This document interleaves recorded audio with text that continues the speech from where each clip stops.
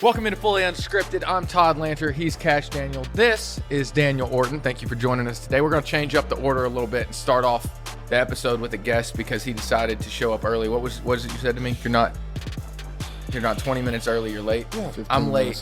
This is a great conversation. That's what I said. We're going to great start off to a conversation here. Yeah, Todd's rule of thumb is like, if he's that guy that says like, yo, I'm 5 minutes out, be outside, be ready to go. Right. I was in the shower. You be outside, like literally he's in the shower. Like you sitting there outside, like waiting 30 fucking minutes. Not for real.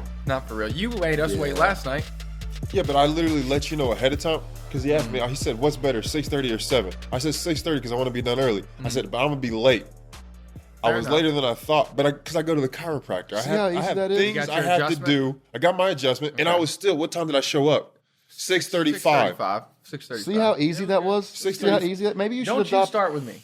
I can. No. Because I literally, if I'm ever anywhere, like I'll tell you ahead of time. That's the biggest thing. Right. Communication. I learned that from Cats. So we're talking with Mike Stone there the other day. Yeah. Like I literally learned that from Mike Cats. Stone? I did. Yeah. Have you seen him lately? Yeah, I have. He looks amazing. Looks I love great. him. I love him. Shout out Big Mike. Yeah, that's the guy. Always. That's the guy. All right, what are we going to talk about? So we called it Fully Unscripted Okay.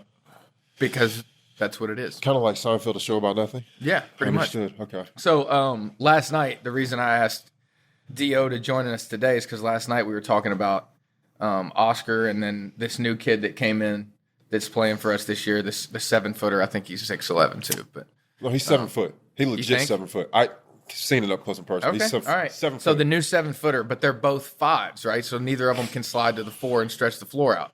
So we were talking about how Kentucky is going to, or Cal, I guess, is going to utilize those assets when they can't both be on the floor at the same time. And truthfully, I don't know how he's going to do it. I'm kind of excited to see what he strings together. But I mean, I feel like we have another year of so much talent. It's so exciting to see all the talent that we have on the floor all the time. And honestly, I would love to, because Lance Ware plays the 5 a lot too. Yeah. I'd love to see him at the 4. Yeah, we have to. Yeah. He's not going to get on the floor. I'd love to see him If at he the stays 4. at the 5. I would. I'd love to see him step out and just start shooting it more. Yeah. Love everything Jacob Toppin's been putting into his game. Yeah. I mean, he's become an offensive threat. Yes. From 18 feet out. Right, which and the turnaround fadeaway, I'm in love with it. He's got it. I hope he's in love with it, too. He's got it. He's going to go from being Obi's younger brother to Obi's going to be Jacob's brother. Exactly. Like he's exactly he's how it coming happened. out. Same thing happened with what's his name? He played in Orlando. Aaron Gordon. Yeah. Aaron Gordon, I played against his older brother all the time, and his older brother was a monster, and that's kind of slowly what happens. It's always those younger brothers that become better. Yeah, well, always. because they're going against the older, bigger dudes. True, and you have goals, and you have accolades that you want to reach. I want to do everything that they did, but I want to do it better. Yeah, with the balls too. Right. They got that same dynamic going on, which he probably will end up being. He'll probably end up. I say he already is. He probably isn't.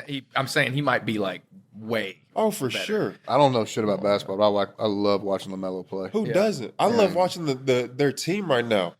They put a very exciting team together. Yeah. A lot of lobs, a lot of fast-paced basketball, and they knew Melo was a perfect piece that they needed for everything they're trying to do. Yeah. They still have what's his name too, right? Who? The Miles Bridges, right? I don't even know. I think they do. I can't even keep Don't up. look at me I for can't that keep- kind I of. can't Don't keep look, up don't look at me either, for that kind of Right. information. Like I'm you looking at me the like same "Is he exact there?" way about I don't know. football, honestly. That's why this has been a fun show Right. because like I get to sit here and ask questions I don't know the answer to, and he fills in the gaps. Speaking of which, not to transition completely away from basketball because we're recording this on this episode comes out on Friday, so we're recording this on Thursday. Kentucky's got a game against South Carolina State tonight, but they also have a football game this weekend against number 1 Georgia. And I'm just curious if you have a prediction. I do have a prediction. You see that whole bottle of my mistake, of RD1 Kentucky Straight Bourbon right We're there? going to start with that. You see that whole bottle? Uh-huh. That whole bottle's probably going to be drank because of the sorrow and sadness that's probably going to be coming on Saturday. Are you going to drink it before the game or after? Or Probably during? before, during, and after, just because that's probably how the events on Saturday is going to go. Like I was looking for words to find to say after that loss last week against Vandy. That was their first SEC win this decade. Yeah. So the first SEC win they've had in like 24, 26 games. I can't remember how much it was, but like I was probably one of the only people, especially one of like only former players that I know that like didn't tweet something about it, like how disappointed we were in it, because like I literally couldn't find the words. Yeah. Like I wanted to say something, but I was in the gym. Like you called me. Like I literally left at halftime. You did. That's crazy. So I took Chris, Kale from Five Finger Death Punch, his dad and his girlfriend there. All of us are freezing our asses off. I'm sitting there thinking, okay, they're going to go up about 14-21 in the first half. I'm going to get a hot coffee, go home, relax, get ready for the concert, and everything's going to be straight. And then halftime, great evening plan. Yeah, it was all planned. Like, what was even more fucked up was that I was, as you know, we were trying to find him basketball tickets to the game the night before, and so I was texting Stoops trying to find him some basketball tickets. Unfortunately, Stoops already gave his tickets to the basketball game, one of his family members or whatnot. And I was like, okay, coach, all good. Victory cigar and a bourbon after the win tomorrow. Because I'm sitting like, no disrespect to Vandy, because like we can't say anything now. We are literally back to 2014. Mm-hmm. We are literally back to 2014, losing to teams like Vandy. And like I said again, no disrespect to Vandy, no disrespect to Vandy fans. You guys have a program now to like kind of like what Coach Stoops was building in his early days here at Kentucky. Mm-hmm. He may have a couple big wins here and there, but like not a consistent, legit program yet. But they're getting there. You see how hard they play, no matter what the score says on the scoreboard. And they came out and they flat out won. I actually DM'd one of the guys he's their director of player personnel now, and he was a 247 sports writer. I think one of the main guys that either started 247 or was a big part of it in the beginning. And he was the one that I was coordinating with when I was in high school to get in the All-American game, all that shit. Mm-hmm. And so he's now the director of player personnel with them. And I DM'd him. I was like, hey, man, I haven't talked to you in a while, but, congrats on the win to your boys. And you all wanted it more than we did. Mm-hmm. And that's the plain truth. Like, if I'm going to sit here and speak now after having a couple days of, dissecting, kind of like what happened out there, it just seems like the standard that was set from guys like Josh Allen, guys like Benny Snell, Lonnie Johnson, Mike Edwards. Whatever. It's not being lived up to. It's not the standard that was set, and it's not the passion that was supposed to be. It's not supposed to be the passion that was out there. Like I don't know if NIL has something to do with it. I don't know if coaching changes has something to do with it. Obviously, we have a new offense coordinator this year, and obviously, there's been some talk about some of Rich's play calling. He is a former NFL offense coordinator. And whenever you hear a quarterback come in with a play, it's a 15, 20 second, play call, because he's got to know everybody's position. He's got to know everybody's route. He's got to know the line protection, like literally everything. And so those guys here in the huddle, okay, bet, break. I know what I got. You and I talked about that after we watched Peyton and Eli's Monday Night Football thing, where Peyton was right on. He took somebody's armband, like from that game, and was reading a play, and it took like a bit. Yeah, and I was telling you how I was like, is that for real? Like, that's how it sounds in the league? Yeah, but the thing about it is, like, with the wristband game, like, I know some people want to go away with it, but if we need to simplify it to that level, then let's simplify it. Because whenever you try to do too much, you see what's going on right now. Mm-hmm. And I think the more you simplify it, the more you get everybody on the same level, and the more you get everybody on the same page, that's when you find cohesiveness, that's when you find a rhythm, that's when you find chemistry. Not just within, your wide receivers and your quarterbacks and your running backs, but obviously with your offensive line. And that's probably been one of the biggest, weak points of our offense this entire year, is that they seem to have no chemistry. And the fact that you have zero chemistry going into the 11th game of the season, there has to be a problem there. Mm-hmm. And I hate talking about Kentucky in this way, but I'm a realist. I'm always going to be real with everybody about it. And it's just not living up to the standard that was set moving forward. And it's almost like we're literally taking not just a step back, not just two steps back, but like I said, we're literally going back to 2014 when we're losing to teams like Vandy. And that's just unacceptable on all levels, embarrassing on all levels. And it's a slap to the face of the guys that pulled that program out of the gutter hole that it was to get it to where we were, 10-win seasons, first-round draft picks, multiple guys in the drafts, multiple guys at the combines, trying to live up to, what you guys do, at Kentucky basketball. And I'm not going to sit here and lie to you. Like when I was in school, like when I first came here, man, I fucking hated the basketball team. I was like, man, like I'm so sick and tired of everybody thinking these dudes are the big dogs and all this shit. Like we want to be the big dogs, Yeah. And we finally get a little bit of respect. We finally get a little bit of this and that. And, you see teams all the time. I just think it goes back to like we weren't considered an underdog this year. Right. Yeah. And I think that every year since then, before that, we were always considered an underdog, and it was always that lit a fire under our tails. We're like, okay, motherfucker, like that's fine. We'll go out and show y'all. Well, that's the thing though. Like I would venture to say like the Ole Miss game, like we gave that away. And that's when you started see everything go downhill was at the Ole Miss game. But we performed well. We let it slip away, right? We didn't get beat by Ole Miss. No, we beat ourselves. We beat ourselves. Yeah. Vandy beat us. No, straight up beat us. They outplayed us. They outcoached us. Literally, like they wanted it more. That's what I'm saying. Like they literally wanted that win worse than they wanted to breathe at that point. Yeah. And it showed. And so, I mean, I don't know where you go from at this point. You got the number one team in the nation coming in Georgia. You've seen what Georgia did to Tennessee. You see what Tennessee did to us. You see what Georgia continues to do or has continued to do throughout this whole season. Obviously, the game conditions are going to be, a little worse than usual. You got a Georgia team coming and playing in really cold weather, really bad environment, That's things good like for that. us, though. But here's the thing, though, and people were talking about like the thing about it is too, like going back to the Vandy game. Like I went in the locker room before the game, just looking around, and I could just tell, like, man, what are y'all so chill about for, man? Like, are y'all about to go out and like I've seen more dudes pumped about going to practice, Right. Yeah.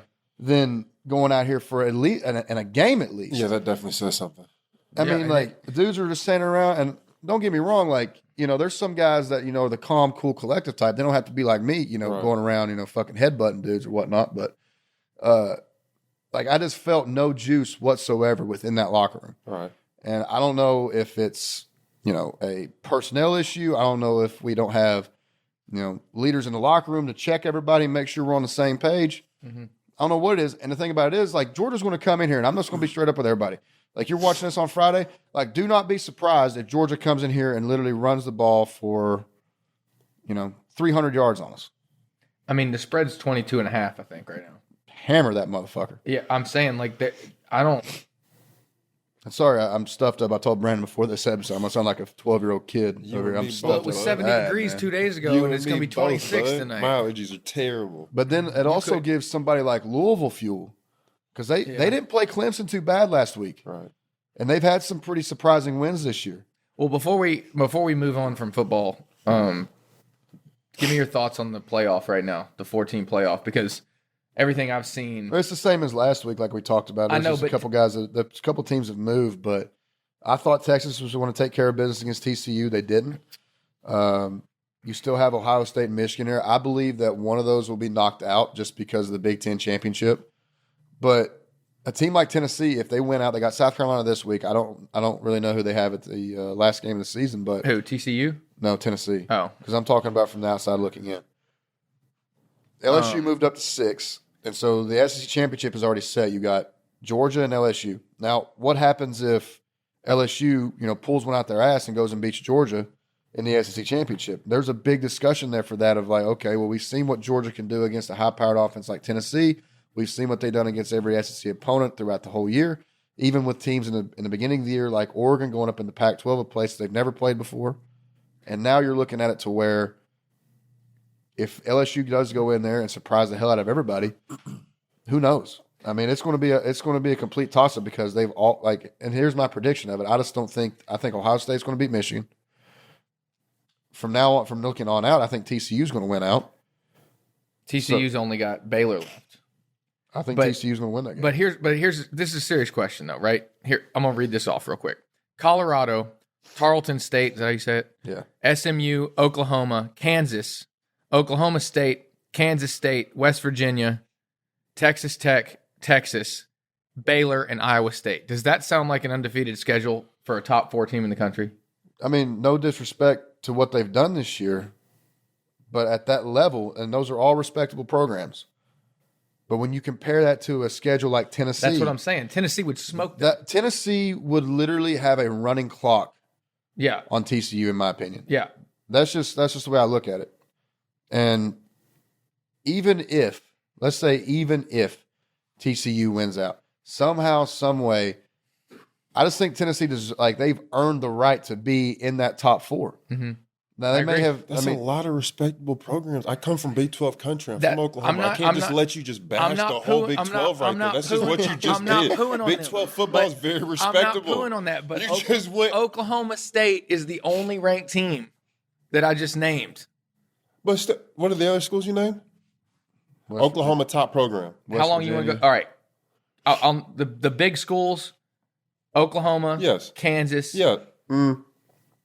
West Virginia, there you go. Texas Tech and Texas, but none of those teams are ranked. Yeah, Texas Tech lost that the other night, right? When they retired, Patrick Mahomes jersey and put him up in the. I actually don't know. I think they did lose that game. I was walking in the gym and just saw it on TV. Like, dang, I can't really believe they lost that game. They lost. But to another Baylor. point to fighting. That's And someone TCU. kind of like. I feel like it's maybe it's a generational thing when you have guys who are, having moments, they're retiring. You fight for those people who have built that program up. Same thing like Coach K. Yeah. Everybody in that arena was like, did they just lose? I know. I know. Did they really just lose? Did you go? No. I happened to be there, and even like everybody else, it was, I guess, Kansas. Who was the other 4 teams? Kansas, Michigan State, Right. and North Carolina, right? Yeah, Kansas, Michigan State, North Carolina, and Duke. Yeah. And Duke fans were obviously like, what Stunned. just happened? Right. But the other 3 were like, damn. Did that Like, just happen? That's a tough. To North Carolina? Right. But that's how you're going to go out. You got to pay your respects. You got to fight. When you're in a dog fight, you got to fight for everything. You're fighting for history right there. Yeah. You're fighting for history. You're fighting to be a part of history. 100%. 100%. And John, we're kind of bleeding back into basketball a little bit, but that's, again, it's fully unscripted. No, I was going back to what he said, shooting. When he walked in the locker room, you want to see guys focused, locked in, whether it be, they're listening to their music, they're reading the book, or they're headbutting everybody. What was your tone leading up to games? Me, music. Always been music for me. So you just headphones on, just secluded yourself? Locked in. Or, I realized at an early point, I'm not the one. I can't laugh and joke and then go out and play well. I have to be locked in. Yeah. And a matter of fact, I realized in high school, I had to have somebody you either have to be shit talking to me or you have to tell me, hey, you better lock in. This is what you're supposed to be doing. Okay, boom. Yeah, I'm ready. Now I'm in. Yeah. Now I'm zoned in. I couldn't get myself there for the longest time. But once somebody, came at me, or you get in the game and someone, boom, hits you in the mouth real quick. Oh, I'm getting cooked. Let me focus right now. All right, let's go. Yeah. Let's go. That's what it was for me. I had a similar or a kind of a relationship like that with Alex Porthers when he was here. Because part of my job, part of the reason they wanted me on that team Keep the was team GPA up. Let's be honest. was to piss off Alex. Right. They were like, he's too tame. Yeah. Punch him, hit him, Do something. get him frustrated. Right. And so I did. And every day in practice, my job was to just stay up in him, just get him frustrated. And do you all have a great relationship now? Great relationship. He's one of my best friends. Yeah, but going into the Duke game in the Champions Classic, ironically in Atlanta, I think it was Atlanta. Yeah, was in my opinion, his best game of his career, his freshman year. And before that game, he was just kind of real, moping around. Not that's a bad terminology, but he was just very lackadaisical in the hallway and everything. And coach pulled me aside and he was like, "Go get him." And I was like, "All right." Right. And I pissed him off. I was talking mad shit. What'd you say? Shit. I don't even remember, but You don't I have to lie. was You talking can shit say in the it. tunnel. I was talking shit at the he'd get cooked on defense. I'm talking shit from the bench. Right. And he snapped out of it and went just animalistic. Right. And played one of the best games of his career. But a lot of people need that. I'm that way. If you start talking shit about me, last night we're playing pickup, you're like, you can't even get a shot off. I'm like, all right. I'm like, here we go. So it's just a mindset for me. Yes. JJ Redick was my favorite player to watch because of that. He loved being on the road and ate that shit up. They're booing him. They're talking all that shit, all the signs in the stands. He's looking around, just taking it all in. grin on his face, like, Taking it all in. I'm that dude. Oh. I'm gonna ruin your weekend. JJ Redick, my rookie season, he told me something that lived with me and still does to this day. And it wasn't even in a particular moment. He just kind of was giving me advice as a rookie. He said, "You can't be sensitive in this league." Yeah. I said, Okay, great, because I'm not sensitive. Yeah. I love that. I'm not gonna be sensitive. Whatever y'all take, I'm gonna and take it all in, take the good in, and the negative energy you bring. I'm not gonna worry about that. Just teach me. Teach me a lot. But then I come to find out, when I thought back on it, he came from a different NBA where everybody was so much tougher. Everybody was, they're tough as nails. They you had to work for everything that you got. And then it slowly transitioned to a lot more sensitive people in front offices, around the league, GMs, assistant GMs, they became more sensitive. And I am, just me. I'm a very emotional person. I'm a very honest, very blunt person. I just say what I say. And I had to learn early, okay, I got to rein this back. Yeah. I offended a lot of people with some of the shit. Like, I talk shit constantly. Yeah. And I don't mean anything by it. Yeah. It's just who I am. Yeah. Like I tell everybody, when you grow up and you're playing cards, playing dominoes, whatever, and your mama talks shit to you, Yeah. Oh, yeah. can't nobody hurt you then. You feel me? Nobody can hurt you. My mom, she used to keep all my stats when I was little. Yeah. She told you're the biggest thing out there. You only get 6 rebounds. I ain't wasting my time, my money to come see you play and grab 6 rebounds. Oh, So I'm sitting in the back of the van like, dang, can you stop coming to my games? But for real though. Yeah, I like that. But that set like the standard, like, oh, okay, I really got to go out and perform every single time I come out here. Yeah. Every single time I come out here. I think it's just like that goes to, the culture shift of everything you see in sports. Like everything, everybody's worried about a participation trophy nowadays. And that killed him. Yeah. Kills a generation. I mean, it's just like, it just seems year after year after year, it gets softer and softer, whether it be like in basketball. Like I watch a basketball game now, and one of the reasons why I don't watch is because like you literally brush a guy. Foul. Right. I mean, there's like I said, I don't know shit about basketball. I play pickup and everything every once in a while, but like I come from a place where you call your own fucking fouls, and if there ain't no blood, there ain't no fucking foul. Thank you. Like at the end of the day, I mean, it hurts guys like you, right? It hurt like on my teams, like Dakari Johnson was one of the ones that got. They've excluded bigs from the league. He can't like. There was a rule. I wish I bet I could pull it up. I'll see if I can find it. But there was a rule that they changed in 2014 that they said when you're backing them down, if after the second bump, if there's more body contact from the offense, it's an automatic foul. Offensive foul. Yeah, which is dumb. Like. That goes against every principle you're taught as a big man. Right. Like, I mean, I know that they're trying to incentivize, make a move. Like, back them down, but make a move. But why? If I'm bigger than you, I'm bigger than you. That's what I'm saying. that's the same thing as a bull rush in football. Does that not if I'm bigger and disincentivize you? stronger than you, I'm going to take that advantage. Like, it made no sense to me that they tried to implement it that way. I know what the goal was, but the way that the game is being changed to adapt, like, oh, but he's smaller. Right. Tough shit. Right. Get in the weight room. That's not my recruit fault. better. Right. Like, I don't know what they're trying to protect, but like that kind of goes along with what you're saying. Right. It's just the game's changed. It's continually changing. It's becoming more like the league, but the league is becoming, as the league is expanding outward and being, like these bigs are more versatile and all this other stuff. That's all good for the game, I think, but everybody's getting softer. Right. And the tough part about that is you want to make everybody wants high school and college to be like the NBA, but we don't implement rules for it to be that way. Yeah.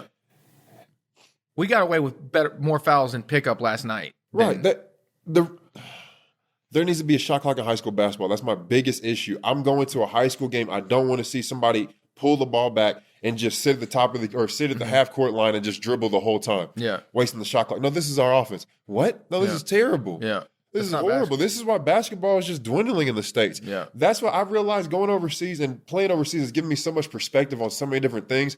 But when I was in Greece, there was I think he was 14 or 15-year-old kid, and he was on our team. And so I talked to his dad occasionally. He said, this is the greatest thing for my son. We're so happy that he's be able to be blessed in this situation. We appreciate everything that you do, talking to him and everything. Give me any guidance. We greatly appreciate that. I said, this kid is going to be better than anybody his age I know in the States because he's around pros. Yeah. That's the culture of basketball that we should have here. And it's slowly going to that, with OTE and the G League accepting all these high school players. But it could even happen at an earlier stage if we allowed certain things like that. And I don't know if it's the same way for football, that they need to implement different rules and change everything they're doing, especially in a state like Kentucky. I'm like, why aren't we the closest thing to being the NBA as we can? Because this is a state that is a basketball state. Yeah. Indiana the same way. Yeah. Everything should be implemented and should go towards Well, we're going now the entertainment side of basketball more so with all the NIL deals, with everything they're doing, all these like 15, 16, 17-year-old kids signing Nike deals, getting Gatorade endorsements. Why not create that entertainment atmosphere at high school? Yeah. I mean, I feel what you're saying more than a lot of people. I grew up like I wasn't that good. I wasn't that fast. I wasn't the best athlete. Obviously, couldn't jump. Like I had to figure out other ways to score and other ways to be effective.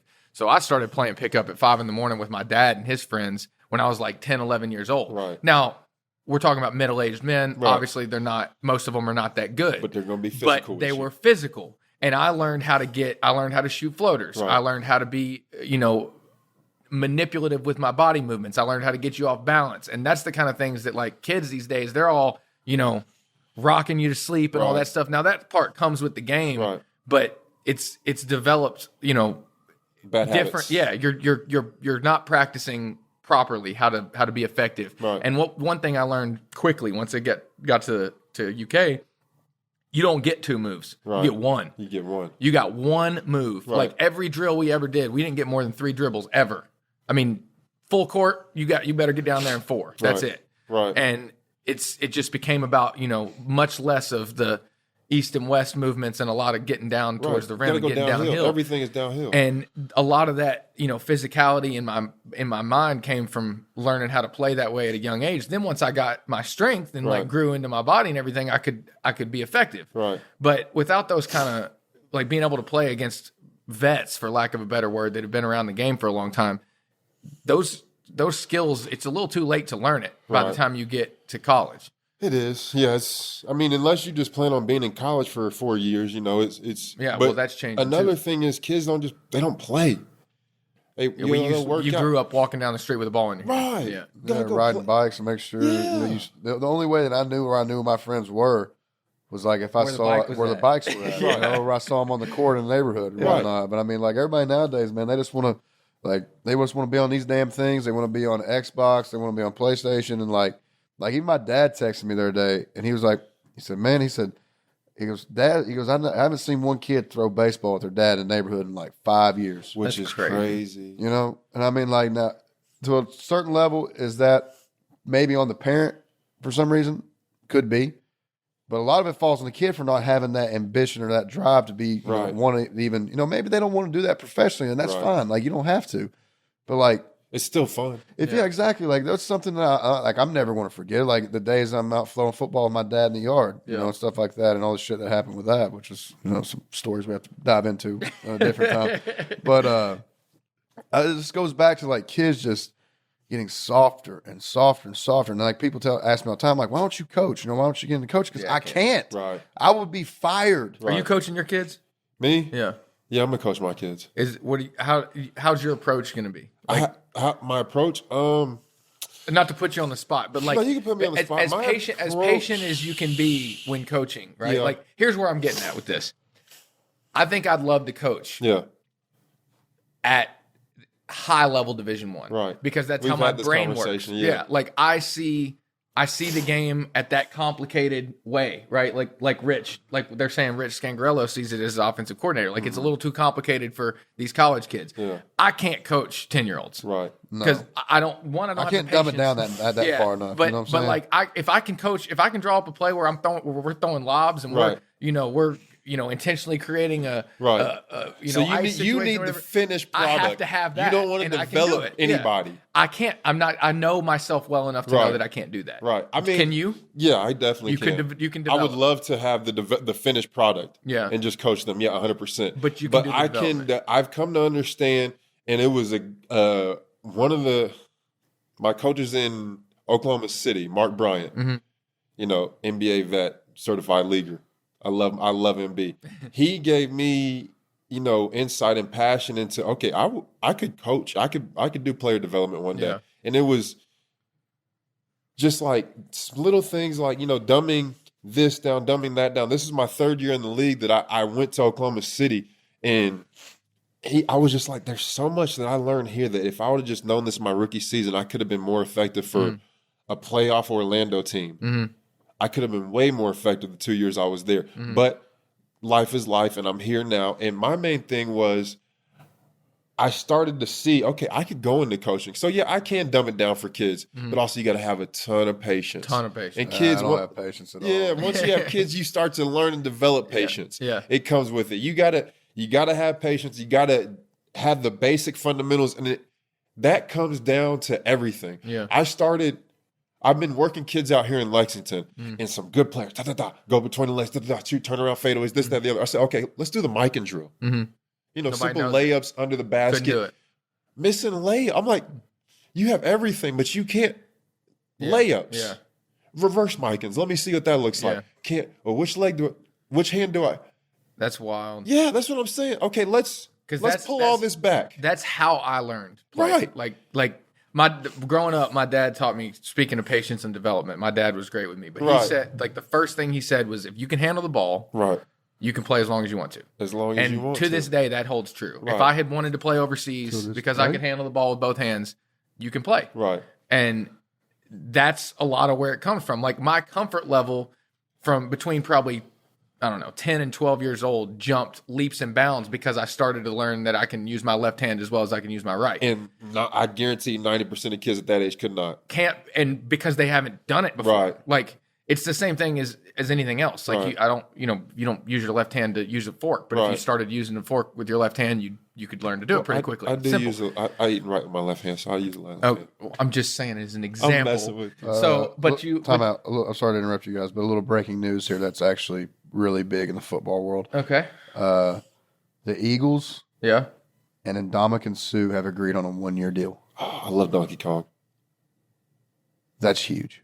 I love Donkey Kong. That just gives them another Wow. 10 rounds in the arsenal right there. Wow. That is absolutely huge. Right.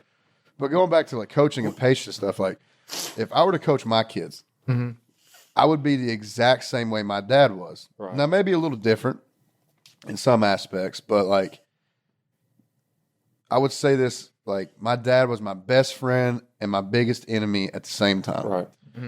I remember one time it was baseball. So I grew up playing baseball. I really didn't love football until love football until probably 8th grade.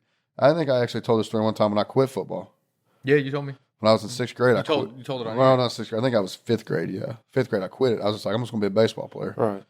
And I fell in love with football game. Anyways, this was at baseball practice. I think I was You were scared of the ball, weren't you? in Couldn't football. couldn't stay in the batter's box. No, I just liked hitting people more at this point in my life. But A lot of anger. I grew up a very angry kid. That's okay. Very angry. Yeah. But It worked out for you. He channeled it. channeled into football in the weight room. Now I'm just channeling into the weight room. But I think I was 10, and like, kids don't understand like back talk. You know what I'm saying? They don't understand, the ins and outs of like, you show respect, I show respect. Let's move on. I didn't know that at that point, obviously. And sorry, I'm about to sneeze. And I played first base, and our second baseman was scared to death of the baseball. Like, it had like teeth on it, type shit. And like every single time it'd go between his legs or he'd just stand out of the way from it. And so my dad would have me like play, half and half almost. He's like, you're athletic enough to where, you can, on a little league field, you can get to the ball at second, pitcher will cover, you toss him the ball. I'm like, all right, cool. And he were taking around the infield, and he hit one to the second base and went through his legs, and he jumped my ass right there in front of everybody. Because like, if I'm gonna coach my kid, I'm gonna coach my son, like, get on his ass more than just as equal, if not more than the other kids, just because like I don't want anybody to feel like, I'd like, never be the opposite. that's Yeah. daddy's. Yeah, That's yeah. daddy's boy. He's not going to yell at him. He's not like Yeah. it was the complete opposite for me. And that's how I would be. And the next ball, he hits to the third baseman. Third went baseman misses it, Right. and I go, I guess that was mine too. Oh, dude, he dropped that bat. He said, "Take off running and don't stop." Man, I ran poles for probably an hour after that. That was miraculous. Wouldn't let me come join the team when he was breaking down practice. Kept on running. Right. We get done. We go to the car. We load up the baseballs. I load my bag up, and I go to open the front door, and he's already sitting in the driver's seat. And I sit down. And he goes, "What do you think you're doing?" It's like, I don't know. We're going home. He's like, "Yeah, we're going home, but you ain't riding with me." Oh no. He goes, I was like, "How am I supposed to get home?" He's like, take off running. Run your ass home. Bro, and we're in the middle of town, and we didn't live way out in the country or anything, but we lived probably 7.5 miles from the Little League field there in town. And there was some parts where like I couldn't run, obviously, just because back East Kentucky, I mean, you got windy fucking ass roads to where like if one guy comes around the corner, he won't be able to see you hit and die or whatever. But literally, I remember looking back at one point, and my dad is like trailing me and watching me run along the side of the road. And I look back behind me, and there's like a trail of like 30 cars like behind my dad, like honking and shit, and like all that shit. And then like he would pick me up, and he would pick me up and he'd rip my ass right there. Like, don't you ever talk back to a coach like that. He goes, I don't care if I'm your dad or anybody. You don't ever talk back to a coach like that. But that was a valuable lesson that I learned. Lesson learned. And I never, ever back talked to coach ever again. And like when I got to Kentucky and Coach House, defensive coordinator at LSU, Coach, I love you to death more than anything. So don't take this the wrong way.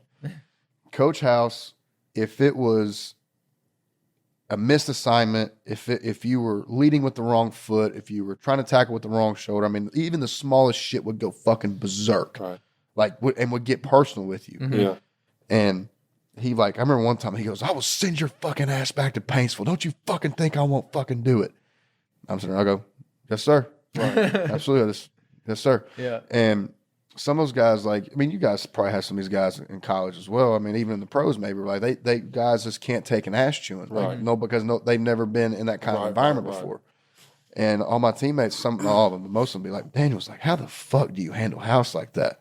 I said, brother, my whole life's been an 18-year-old ass chewing at this point. Like I can handle anything that these coaches tell me. I promise you that, because if my dad's telling me that shit, like you said, if your mama's talking shit to you and she's saying, I'm not coming to your games, you have 6 rebounds, whatever. If my dad can rip my ass and tell me that, I'm the worst player on the field, I can take it from anybody. I can take it literally from anybody and move forward with it. The problem culturally, like you were referring to, well, both of you all referring to, is now, it used to be that if your dad was the coach or whatever, or your mom, they were harder on you. And like everybody else knew it, right? Everybody else was like, man, like they got it pretty rough. But now it's the opposite. Right. Now, parents who have coaches, it's like the general consensus is they got the easy train. Right. Which I disagree with both of those. How so? If you're going to coach your kids, you have to treat, like you said, you have to treat everybody equally. That's what I'm saying. You have to treat everybody equally. Yeah. And that's where a lot of people get out of touch. You can't do that. The other day, I'm training some kids. I bring my son. We go to work out or whatever. It's a Monday. He's tired. So we start the workout. About 15, 20 minutes in, he just starts crying, Bub, what's wrong? Mm-hmm. I don't want to do this right now. I said, okay, well, what do you want to do? I don't know. I said, I know he's tired, but this is a lesson. How old is he? 9. Okay. But you got to learn how to push through this. Yeah. I said, all right, well, I'll tell you what, just go sit down. Go sit down, take your time. I'm not going to be, you got to push through this. Yeah. He's already visibly upset. Yeah. I come from being pushed to a certain extent, but I can handle that. You don't want to make him dislike it. I don't want to make him hate it. On it. Yeah. I don't want to make you hate it. No. Yeah. Because he's 9 years old. The passion will come at a certain point in time. 100%. I had that conversation with a lot of people who knew me growing up. They said, at a certain point, around the age, maybe I think I was 12. Like you said, you knew 8th grade, right? Right. They said you were 12 and you grew up. They said a lot of, like my uncles, they tell me you had to grow up because you were bigger than everybody. You look like a damn adult at 12, 13 years old. But you knew what you wanted to do. You knew you wanted to play basketball, and there was nothing going to stop you from your dream of getting to the NBA. Yeah. Nothing was going to stop you. Yeah. And so that's what. But it's got to be your choice. Yeah, you have to. It has to be your choice because nobody else is going to go through the workouts. Yeah. Nobody else is going to go through the games. Nobody else is going to go through the torment, the injuries, the pain, everything that you have to go through. You have to want that yourself, and you have to want to fight through everything. People lashing out at you, people coming at you, people talking crazy to you. You have to want to go through that and deal with that mentally, spiritually, physically, whatever it may be, yourself. There's other people that can help you and guide you along that, but at the end of the day, it's you and you only. You have to go through all that. And I feel like that's not even a testament to sports. That's a testament to everything you do in life. Yeah, 100%. Sports relate to a lot of things in life, and you have to just, once you find your true passion, that's what I feel bad people who don't have a true passion. Like I love basketball. I love basketball. Yeah. I play for free for the rest of my life. If I would have never played like NBA or overseas, fine. I'm playing for free wherever I'm at. I love basketball, and that's what I'm doing. I'm a basketball player, and if I transition to a coach, I love it. The people I train, they say, you really, I love this. Yeah. My main thing is I tell people, your kids are going to get better at basketball if we're in the gym. You know, anything you do, you put time into, you're going to get better. My thing is to give them confidence, because with confidence, you can do anything. Mm-hmm. Take on God himself. You got confidence. With confidence, you can do anything. Yeah. You can do anything. And I respect that. I respect like that mindset more than anything, because like going back to like the way I grew up with it was that like I was always trying to like prove people wrong. Right. That was my passion with it. I was the same way. And like I had a high school coach. I want you to finish that, but I had a high school coach look at me and say, "You'll never play college basketball." Jeez. And I was like, "Okay." Well, like so, my dad played basketball at East Tennessee State. Okay. He played basketball and baseball there, and so like my whole life, like people were like, "Oh, you know, your dad was this, your dad was that. He could fucking lick his fingers, touch top of the square of the backboard, right, dunk it behind his head, like all this shit." I'm like, "Yeah, it's great and everything, but like, why are you telling me this? Yeah, like, I really don't care." Right. And then, like, I knew I wasn't going to be able to go to college unless it was with some sort of athletics. Mm-hmm. So whatever it was, and you know, I've done a lot of self reflecting on, you know, the whys and, you know, what's my whys now, right? You know, and what was my why then? Yeah. And I figured out my why then, like, it wasn't for me. Like, I didn't do any of that for me. Like, I was literally doing that to not only prove my dad wrong, but prove, like, literally everybody. I'll never forget it. You know, my dad was going through, you know, a rough patch in his life. And I came home one day, and he looked at me, and he goes, "Man," because I was talking about, you know, scheduling, you know, I got this, I got that, I got that, I got that, you know, and he's like, "Man," he goes, "You ever get tired of it?" How old were you at this point? I was going into my senior year. I was 21, 2021. Yeah. And he was like, "You ever get burnt out on it?" And I've never had this question come to my mind, because the whole time I was like, what the fuck are you talking about? Because if I ever let show any kind of weakness like that, like, you would fucking be down my throat. Yeah. And he was talking about how he got burnt out on baseball. So like something in my mind, like, triggered to where like, oh shit, I don't have to do this. Yeah. And I think that's what kind of led me down the path of, you know, derailing my career my senior year, was because I lost, like, that was a part of me losing my dog in me, was because I was like, it made me rethink my whole process of like, well, why am I doing this? If he's basically saying that he got burnt out on it too. And like, you know, he's saying that how can I, you know, continue to go like this? Yeah. It's like, man, the only reason why I ever wanted to do any of this stuff is because, one, you didn't have to pay for me to go to college. Mm-hmm. Two, because I could literally one day look back and almost say, fuck you at one point. Or anybody that ever told me that I couldn't do anything. Mm-hmm. And I had to reassess of like, do I really care about this? Do I really love this shit? Right. And at one point, I mean, that was a dark part of my life too, where I was going through some shit, and everything just came in one phase or one wave of it. And I was just like, damn, man, like, I don't know. I don't know. And that was the first time that I was ever uncertain about. You didn't even know you had the choice. Yeah. Didn't know. And I was so uncertain of myself, of like, you know, me as a player, me as a man, I was like, damn, I got to do some thinking on this shit. Right. And so like now it's all been about, you know, doing things with a purpose. Right.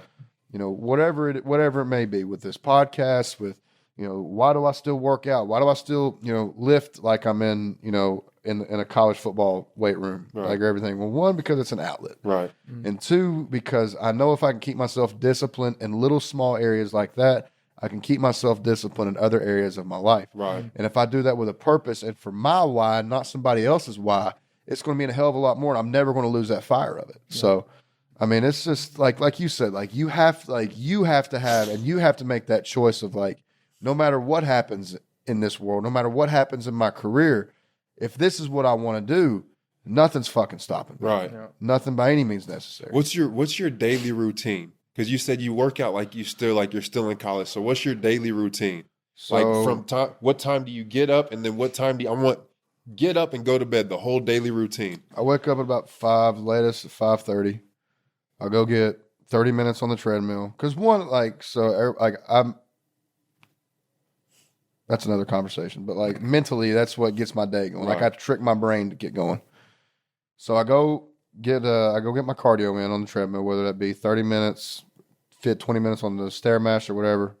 Come back, eat, go to the weight room, lift from an hour to an hour and a half. I'm done usually no later than 10:30, 11 o'clock. Right. Then I come back, I eat, I go through my computer, make sure everything's good. You know, we talk about the podcast, everything like that, make sure that everything's good with the deals that I got with other people going on. And at the end of the day, like I'm reading now, Right. like I read a lot of books. Okay. You know, I'm trying to, you know, sharpen, you know, my mental mind more than, you know, my physical, Right. everything like that. And, you know, I'm trying to, like, at this point in my life, like, I'm still on the path of, like, you know, trying to find myself, like, who I really am. You know, Right. like, I don't need football. I don't need any of this. Like, who am I, the person? Kash Daniel, the person. And I go to bed, you know, obviously I still watch sports, still watch football, but, like, I can't watch it as, like, a fan. Right. You know, I watch it as, like, I'm watching film. Right. And I'm always watching the linebackers. I'm always watching, you know, the defensive line. You know, if they're Drawing plays communicating. on my fridge. Yeah, like I'll literally go over to his house. Like he has a whiteboard like built into his refrigerator. And Of course you do. If we're sitting there waiting on an Uber or whatever, or we're just, you know, jacking around or whatnot, he even has a whiteboard down in his garage. Yeah. Like I will I literally love that. I would literally just start like drawing up plays and drawing up defenses and stuff, and like, you know, what happens if this guy motions here? What happens if they come on this formation? I'm like, okay, well, this guy goes here. This guy follows this guy. This guy's got this gap. This Right. guy's got this quarter. This guy's got this quarter. But then I'm in bed, you know, no later than 11 o'clock, and I get up and I do it all over again. See, I just love hearing people's just days because we're creatures of habit, and I didn't figure that out until too late in life. Yeah. That's why I wish that I would have had, you know, mentors in my life early on that could have taught me so many things that would have just helped me, not even in my career, just life. Yeah. You know, I go to UK practices, and, you know, I don't know if the players know who I am. I don't know, you know, whatever. But none of them come up and talk to me, just have a conversation. That's so weird. First off, most of them, I would imagine most of them at least, know who you are. But that's something that I used to make sure I did. Right. Like I wasn't, you know, I wasn't like playing minutes and stuff here, but like that knowledge, like seeking that advice from people, every chance I got, I'd do it. Like one of my best friends, I'm sure you actually probably have a good relationship with him. You know, Evan Daniels. I do know Evan Yeah, Daniels. he's one of my best friends. He's actually in town tonight. But Okay. He, you might have to hit him up, but he's always around like all these different minds that have to do with the game, right? Yeah. Every chance I get to, like, whether we're going to get coffee or go get drinks or go to dinner or go watch a ball game or whatever, there's always somebody that's involved with basketball at a different capacity that I don't have a hands-on, you know, relationship with that side of things. Right. So if it's a front office guy or whatever, like I want to pick their brain and understand it. Like For sure. I learned how NBA contracts worked Right. from like one of the best agents in the world, Right. just from having those conversations, like just sitting down and being like, can you tell me, like, explain this to me so that I can understand Right. it intelligently and not just regurgitate what I'm hearing. Right. And like just seeking knowledge from people. So from a lifestyle standpoint, whether that's, I mean, I talk to him about meal prep stuff because he's disciplined at that. I'm not. I have never one time counted a calorie in my entire life. I counted myself weighing peanut butter today, though, and I was like, do you really hate life this bad? Yeah, that's pretty bad. Treat yourself. Yeah, you got to treat yourself sometimes. I Oh, lean on goodness. him a little bit with that, and you know, and I learned from him from the business side of things as well, because like this is a new game for me, like Right. because all I've ever known was football, and all I've ever known was being an athlete, and you know, kind of like how you're talking about, you know, with different agents and things, learning how NBA contracts worked out. Like the two biggest things that I ever took away from two people. I was fortunate enough one day, we were playing Florida my senior year, and I went and filmed the thing with SEC Nation with Tim Tebow. And he was talking about, I heard him say something like, man, he goes, we got like a 4-hour gap. Like, what am I going to do? And cats, you tell somebody where you're supposed to be. yeah, Right. I told him, I literally told my counselor at the time, I was like, hey, listen, Tebow's coming to town. I got this bullshit class that's, 50 minutes. we're going to work out. I'm probably not going to go. Right. So I hear him say that, and I already know that I'm going to be done for the rest of the day up until, our 3:30 practice, and we got done at like 10 a.m. And we already had weights that morning and everything, but I go, hey, man, so you want to go get arm day in? He was like, hell yeah, I want to get Arm Navy. So me and him went and worked out, and I still got these pictures on my phone, like me and him conversating back and forth, how like being a leader, leading people with different personalities, how to get down. What a person to get all that from. I know, man. Like, especially on that team he was on. Yeah. Right. I mean, boy. He had to reel in some characters. No, he did. He earned every bit of that. He had some characters. Every bit of it, man. And just, coach too. Yeah, and it goes down to Chop House. Right. But he was talking to me about, like, getting down on a personal level with these guys, right, and let them know that you're not just here for their athletic talent. You're here for them as a person. You're here for them as a person. Right. What's your mama's name? Right. Who do you list? What's your favorite musician? What movies do you have? Remember the Titans, that whole scene. Yeah. Yes. I'm going to get to know you. Like that. Yes. Exactly. Like It that. all real, goes though. back to that, man. And that's kind of like, that's where I'm from, Oklahoma. So I've gone to parts of this country and parts of the world where it's just eye-opening for me. Like, I'm used to everybody I walk by, everybody I drive by, you say hello, all your neighbors, your neighbors, that kind of lifestyle. Yeah, 100%. So everybody that I meet, they're like, at some points, like, I remember, like, there was a couple people I met in Philly, they were just standoffish. I'm like, they're like, what do you want? I don't want anything. I'm just curious into your personal, life. man. Yeah. I always want to get to know what's you. life about if it's not human interaction? Right. And that's my main thing. I don't know. It's just interesting world we Could you live in. stop messing with that thing? I'm sorry, it's driving me nuts. And Brandon spent an hour in here trying to, get everything ready, and you come in here to fuck it all up. I wasn't going to say anything, but I was just like, there's nothing wrong with that mic. It's tilting down every time. It's going to Y'all pick. just hate. It's going to pick it up. What are you though. laughing at? Because we're saying everything he's been thinking the whole time. That's what he's laughing at. Leave the mic alone. I'm over in his. If it tilts down, so be it. I'm in his ear right now. I know. But he's over there pissed. another guy that I fortunately was able to talk to was Ed Reed.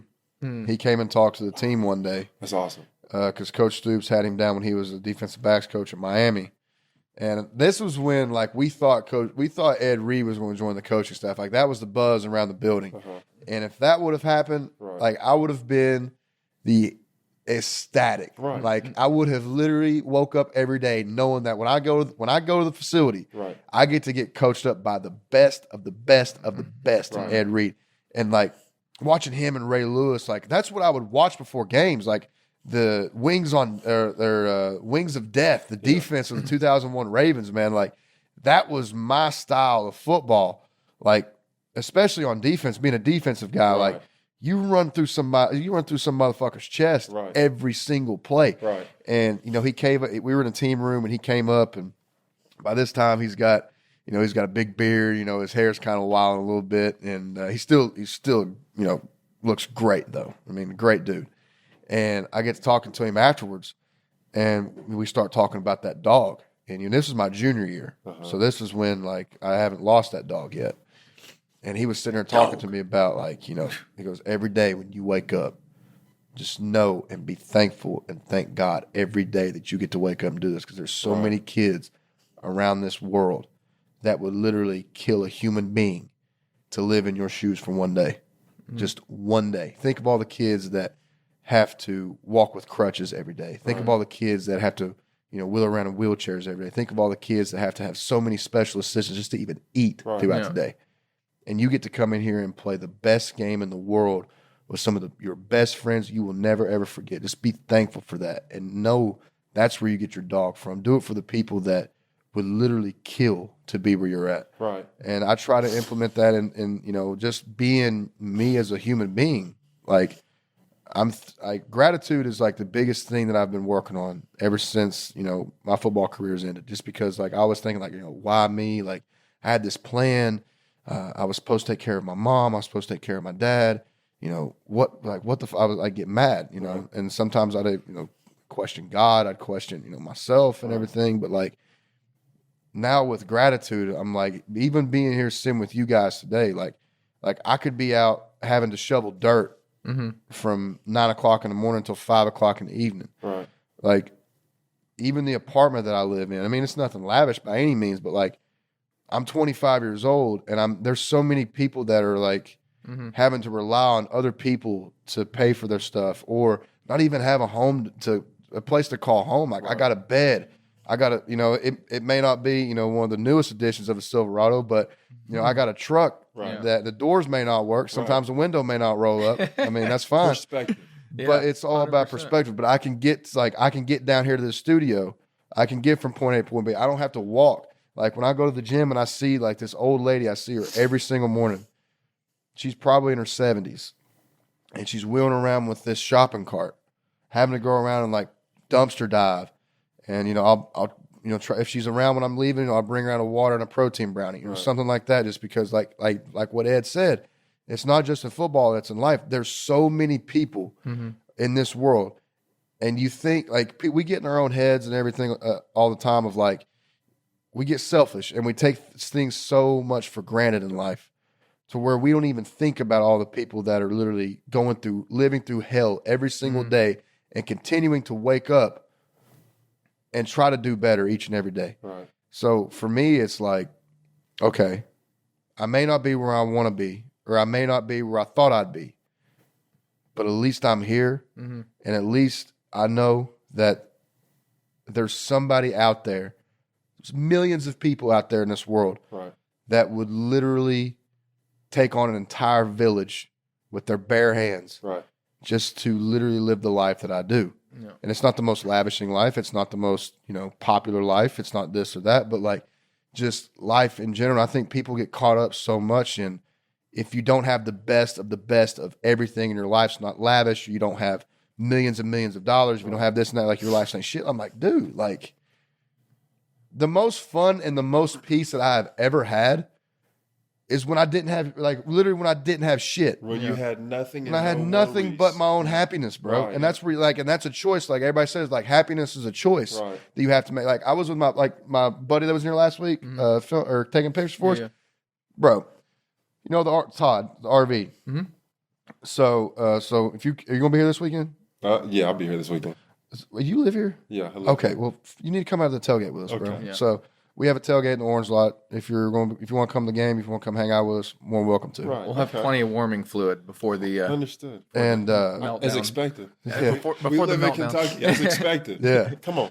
And so a good friend of mine, one of my business partners, he owns a couple RV lots around here in the state of Kentucky, and he gives me and Todd one for every weekend. It's his parking pass. He's just one of those guys that want to help people out, and that's where I want to get to in life. Like I want to be able to.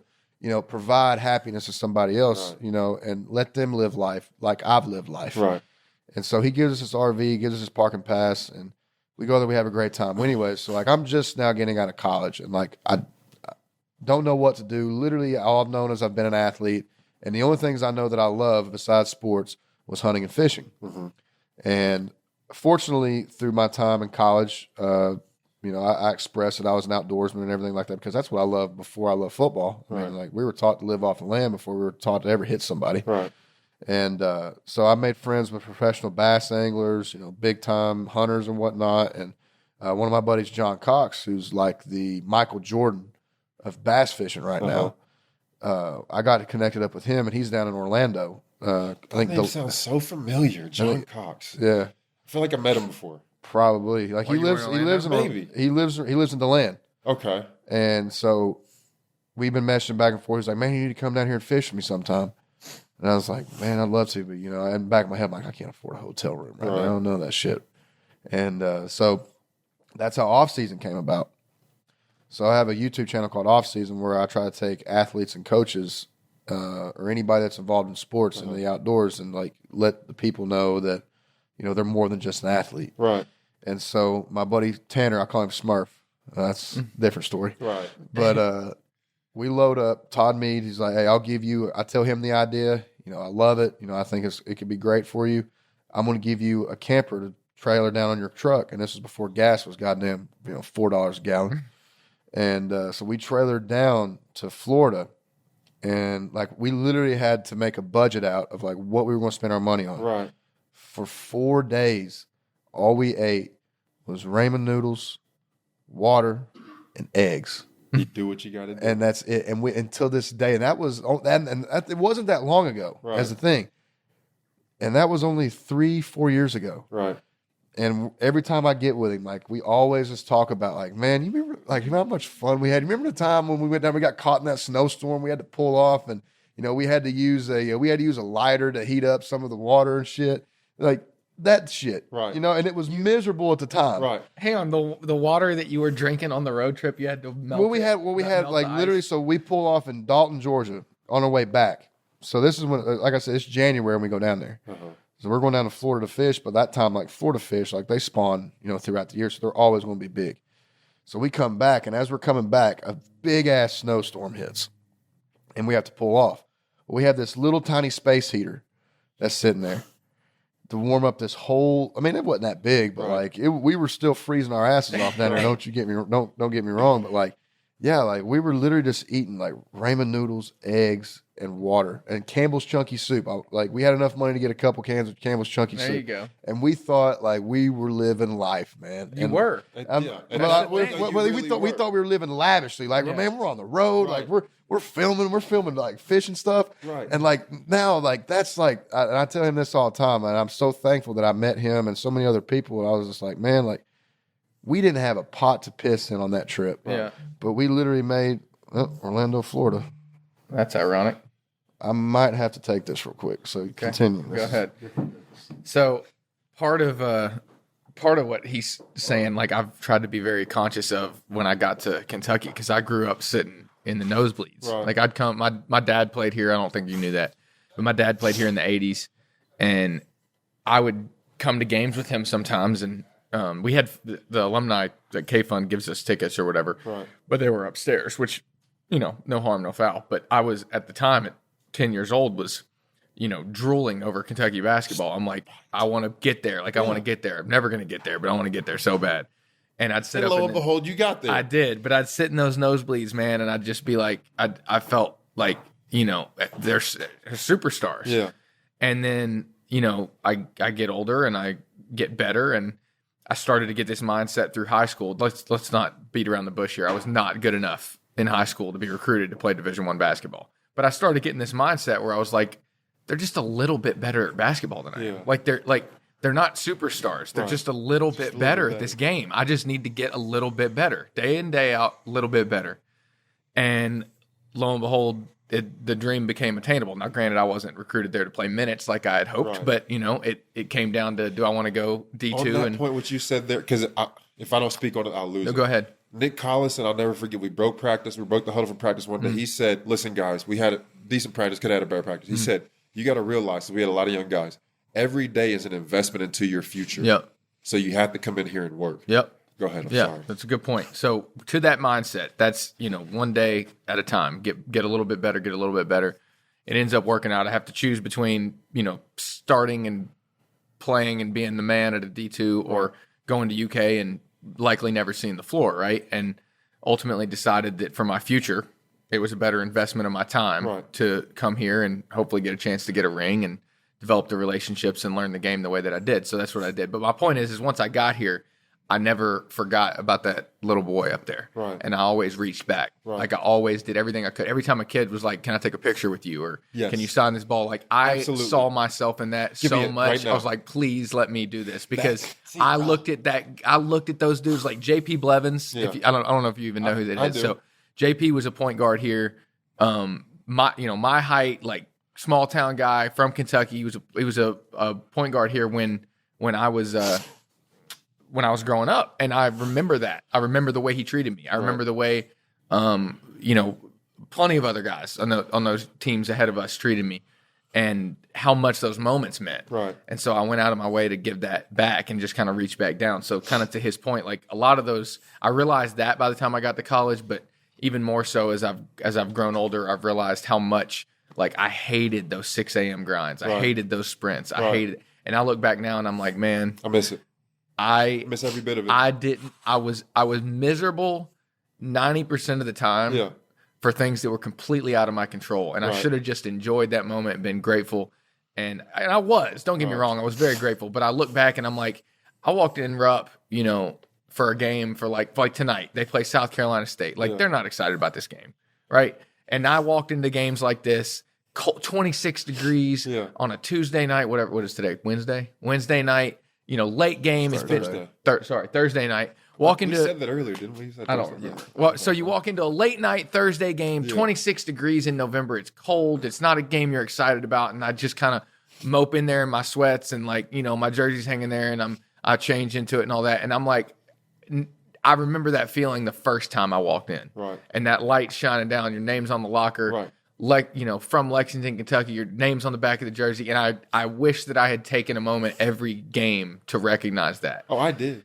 I took in every moment of it. I did a good job, but I'm saying I got complacent. I should have never. Granted. I took, like he said, you took it for granted. I wouldn't say, I don't want to venture far enough to say that.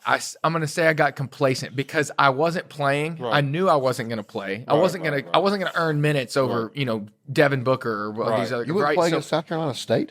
Huh? No, I mean, you guys were that bad? No, I'm saying I didn't earn minutes. I wasn't once I got to that level, right? I got complacent, right? Because I realized this is the max, this is the most I can get out of my talent. Right. This is all I got, right? And I got here, and that's awesome. But I should have changed my mentality once I reached that level, so that I could have better propelled myself past it. I've been there. I just got complacent. I have been there. It was like my first and second years in the NBA when I wasn't playing, in a suit behind the bench, having that same thought, okay, I'm really going out here to go work out. And then I'm going to go sit behind the bench in a suit. Yeah. A lot of guys go through that with injury when they're trying to rehab. Right. And, it's easy to lose track of am I ever going to get back to where I was? Or am I going to have the same type of, draft stock as I did before I did this. The main thing, and you had an injury too, right? I had an injury before college. I had an injury after college. Knee, right? Yeah. I'm sorry about that. It was just in and out, but it's bro. Part of what you said. I think you missed that. Of not having the focus and not having that mindset. Okay, I got injured. This is a little bit of adversity. Let me bounce back. How am I going to continue to approach this in the right mindset? But that's even more so what I was talking about before, the Kentucky players I go into practice and are talking to me. I saw when I first got on campus, I went to the gym and worked out. And I saw Tayshaun Prince there. I'm a huge Detroit Pistons fan, so I was a huge Tayshaun Prince fan. And I don't get starstruck, but in that moment I was just that's Tayshaun Prince. This is so cool. Yeah. Me and him share that. We're in that brotherhood of Kentucky basketball players. That is the coolest thing ever. But I did not go up to him. I'm never a shy person.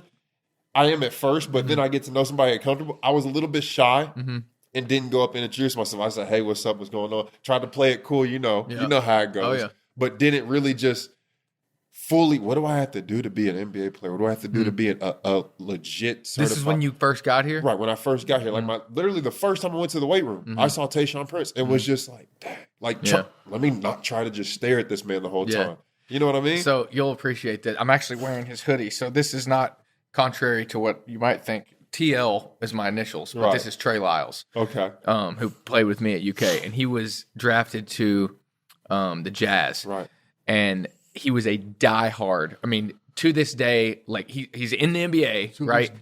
To this day, he is still the biggest Kobe fan I have ever met in my life. Right. I mean, diehard Kobe fan. He didn't wear anything but Kobe's to hoop in. Yeah. He didn't wear anything but Kobe's to walk around in. Absolutely love that. He was a diehard Kobe fan. And guess who was guarding Kobe on his last outing as a Laker?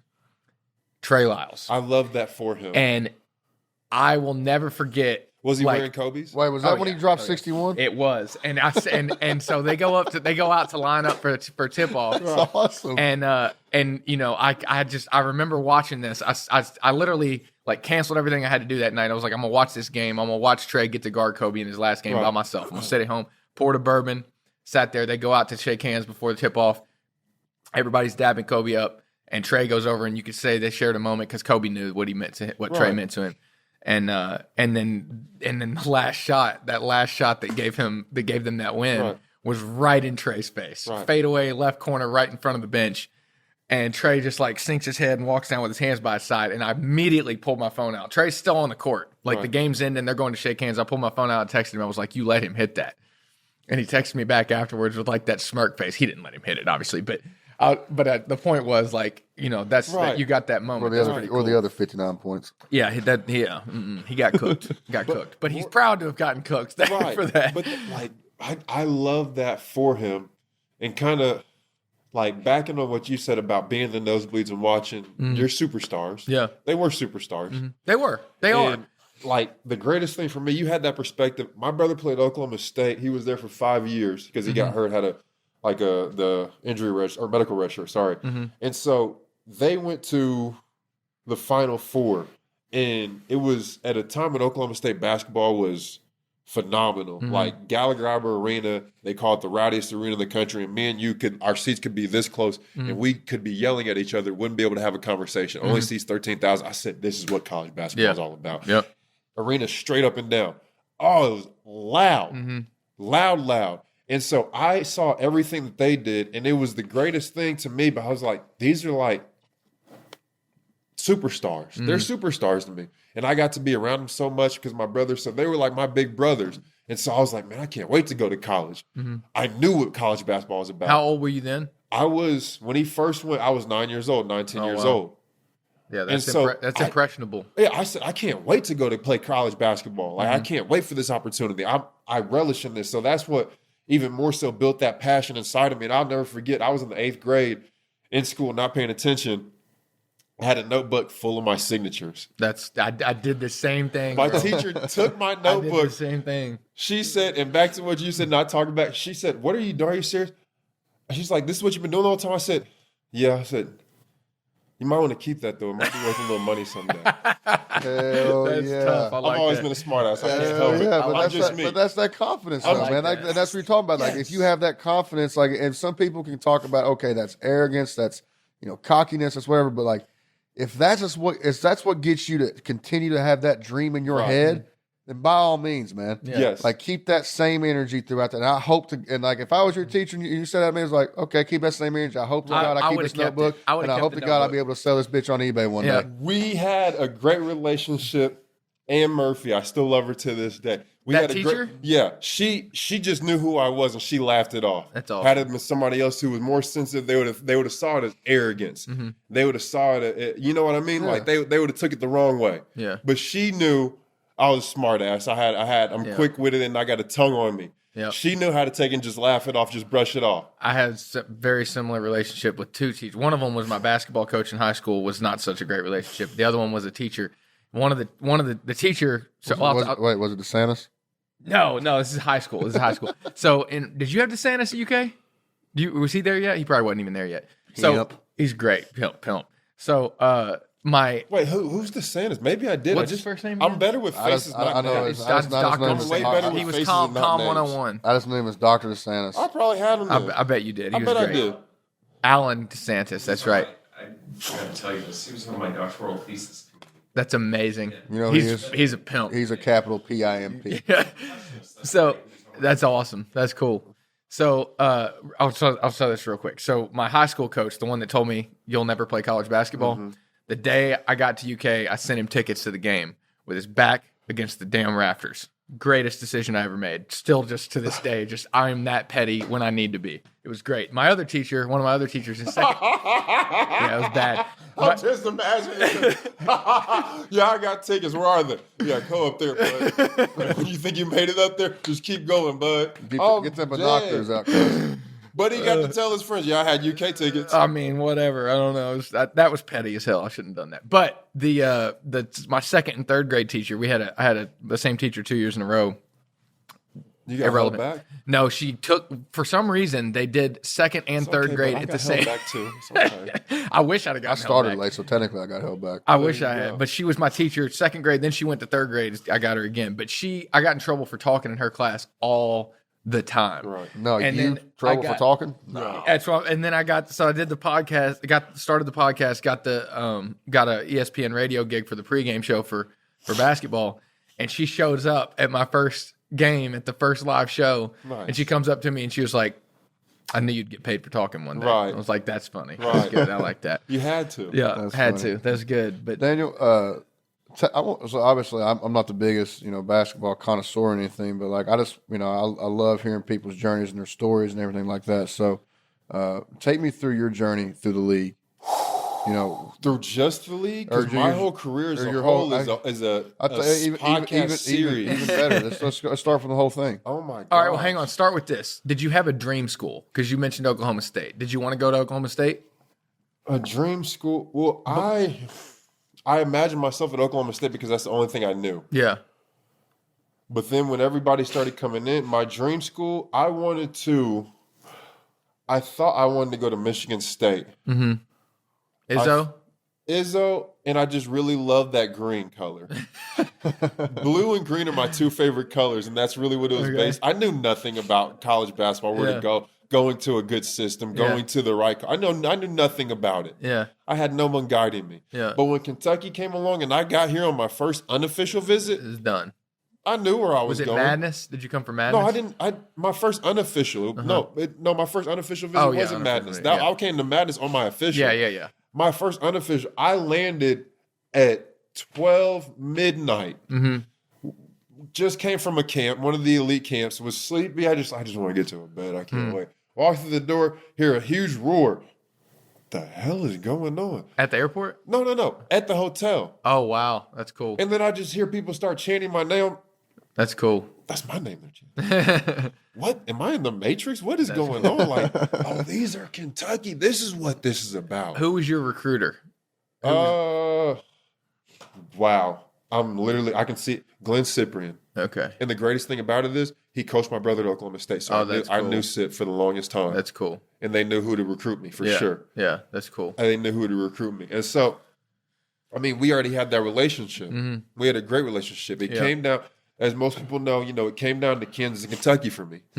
And Kansas, because I knew Bill Self since I was little. He recruited my brother when he was at the University of Tulsa. And Bill Self was the only coach that would call my mom instead of my dad and my brother. So that meant something to me. Meant a lot to me. But yeah, when I first stepped up in that lobby, I said, oh, this is what I'm about. Yeah, I love this. Yeah. I love this. And my full experience at Kentucky, like I'll never forget, I had friends come in town. One of them played football at the University of Oklahoma. And so I said, listen, y'all have to understand.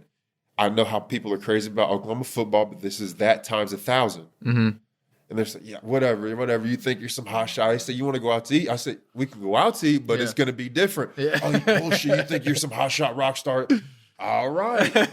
So we go into, I think it was Cheddar's. It could have been Rafferty's. Yeah. As soon as I walk through the door, I'm looking around like, okay, cool. There's not a lot of people in here. Me and this lady make eye contact. She smiles. I said, oh, here we go. It's over with. She comes over. We're literally about to get our table. Hey, can you just come over and it's my brother's birthday, my little brother's birthday. Can you just come over and wish happy birthday? Yada, yada, yada. I look at my friend, smile, and say, yeah, gladly. Because that's what I wanted the Kentucky aspect of all of this. Yeah. So 45 minutes later, I finally get back to the table and I say, yeah, this is what y'all wanted. They said, yeah, we're never going out to eat with you again. It took us 2 hours to get out of there. Because, as soon as one fan does it, everybody's like, oh, okay, he's and cool. as soon as you say yes, you got to say yes to everybody. You mentioned Cheddar's. I gotta tell this real quick. So you remember Archie Goodwin? Yeah. This is fire. So me and Archie, and I think it was like B Long and Alex Poitras or something. We all go to Cheddar's to eat. And it's real dark in Cheddar's, right? We're like sitting in one of the booths in the corner, and there's like this pole like right here, and I'm sitting it's Archie, and I'm sitting next to Archie right here. The other guys were across from us, and we're in the middle of this meal, dark room, and this flash goes off right here in Archie's face, like right here. And he like snaps his head over like this, and there's a table right on the other side of this pole. And this dude had leaned back and like tried to take a subtle picture, but his flash was on, and it went off right in Archie's face. I'm not gonna lie to you. I'm not gonna lie to you, Todd. That happened when we saw Bob Baffert that night. You did it? At Ruby's. I saw it. It happen. It happened at Ruby's. I saw it happen to you. I saw Bob Baffert and I was like, so dude's OG. But Archie being the same type of dude you are, same type of smart ass you are, like saw it, like looked at him like that, gets his phone out, turns his flash on, and sticks it right in this dude's face while he's taking his next bite, and takes a picture of his face, and the guy's just like, like just deflated. No, he's see, like, I'm just playing with you. He was, I know. Yeah, we can take pictures. He was just ask. I'll get in the picture with you. Matter of fact, I got longer arms. I'll take the selfie for you. Yeah. But no, you said speak on my career, man. So it was just like, I got hurt preseason, like doing preseason workouts. We were on the track. I got hurt. And so like my whole rookie season was trying to work my way back. And I just was facing a lot of adversity at the time. And it was early workouts, like everything was moving so fast. I'm in plays. Jason Williams, White Chocolate, had cussed me out one time because I didn't call a screen. And I was just like, yeah, I deserve every bit. He was in Orlando? He was in Orlando my rookie season. I didn't realize that. Yeah. You were there with Dwight Howard and all those guys? I had a super vet. Dwight Howard was like, if I had to pick a favorite basketball player growing up, bro, it was Dwight Howard. To this day, I love Dwight. Yeah. I had to get a Donald Foyle, he retired that year and became like a player personnel guy. He said, I'm going to tell you right now, get padded tights for your ribs. Yeah. Because Dwight has some sharp elbows and he swings it all the time. And he was right.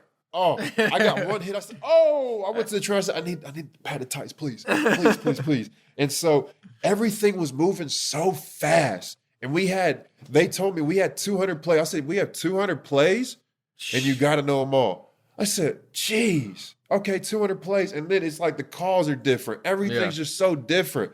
And then it gets to my second year. I'm like, oh, this shit is easy. I can do this. Everything just slowed down.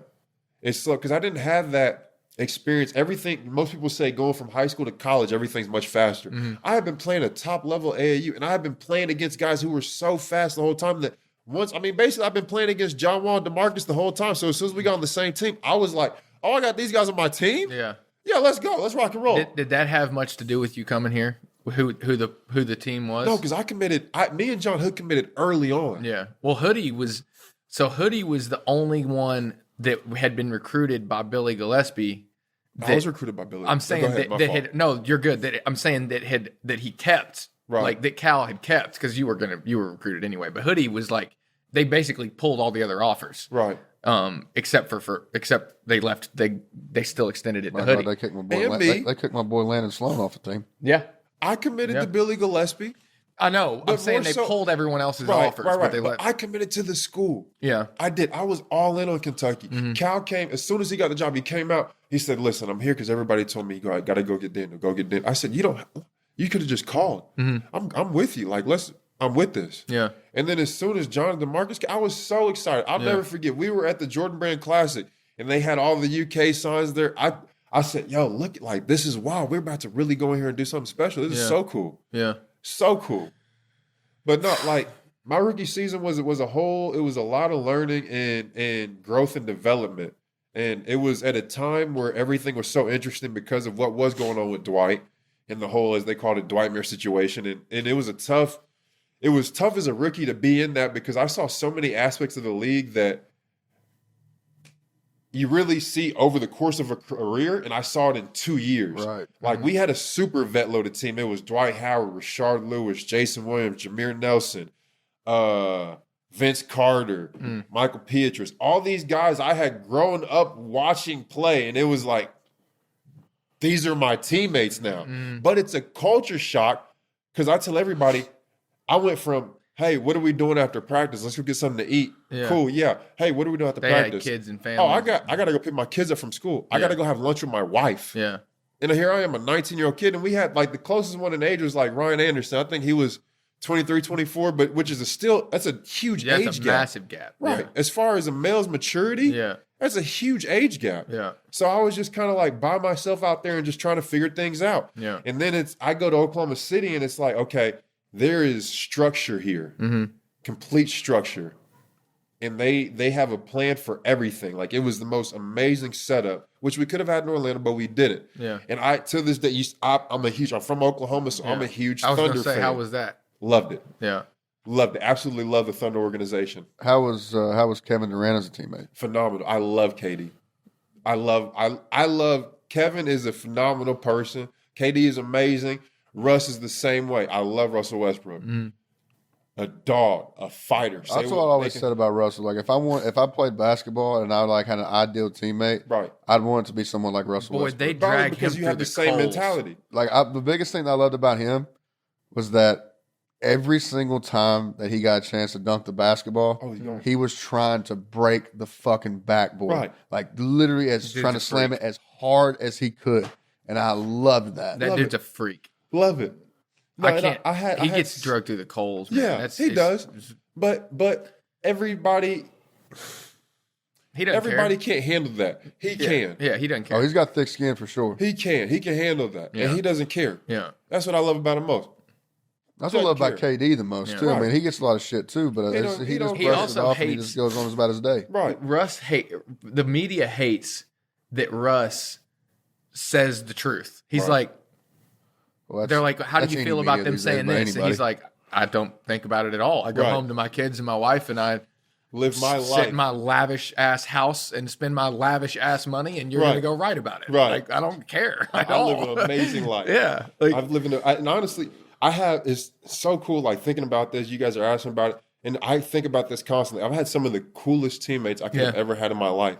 My second year, I didn't realize you had Vince Carter in Orlando. right, and that's my first true life league experience. Like there was, I guess, a huge negative was when Vince got tricked because I had gotten so close to Vince, Mm-hmm.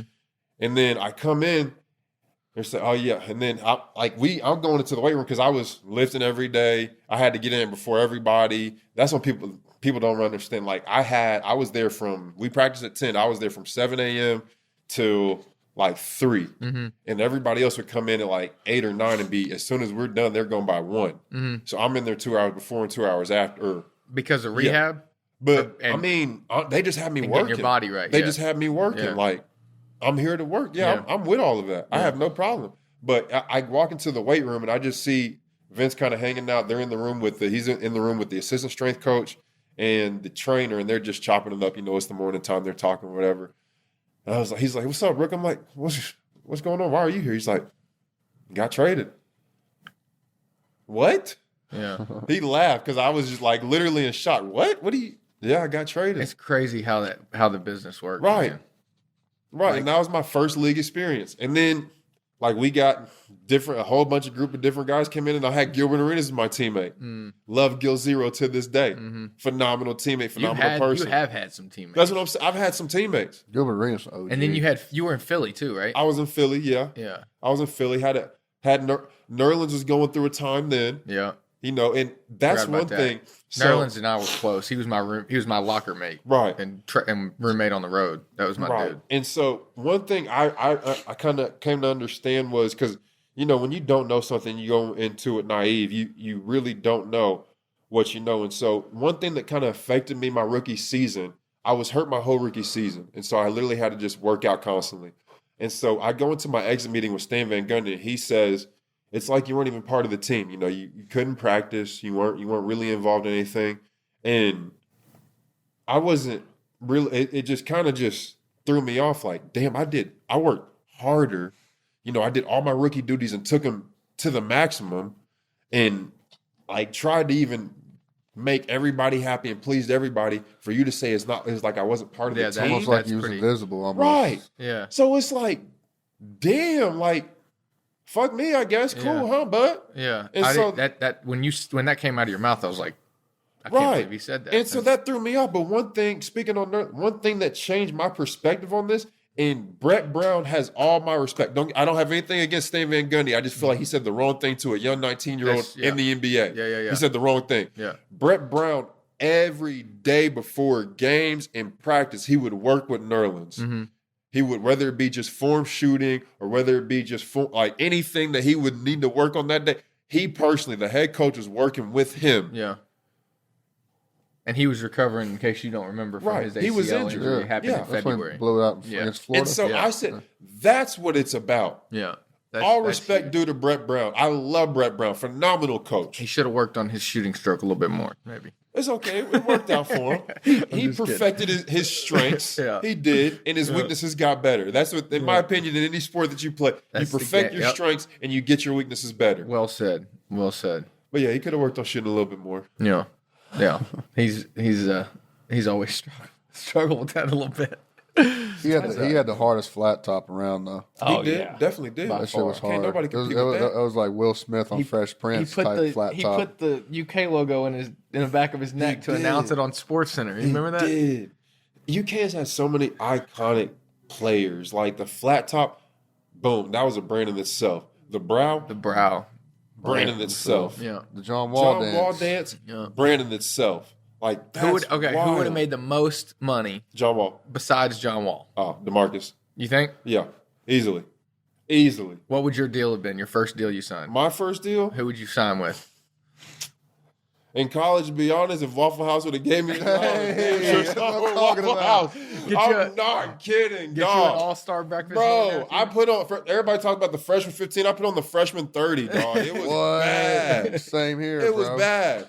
But Same here. I mean, I really don't know because there's so many. Like I can converse with anybody. You know, I feel like I could have worked my way into deals around Kentucky, but I would have just had so much fun. Oh yeah, It's a lot of the dudes are doing McDonald's. right. I saw Brendan Canada Canada. did a thing with McDonald's Yeah. and everything. But yeah, Waffle House, man. Like if it ain't a former convict back there cooking my eggs, I don't want. I don't want them. I don't want. If he isn't taking, if the waitress isn't taking a smoke break every 15 minutes, Right. I don't I want don't it. want it.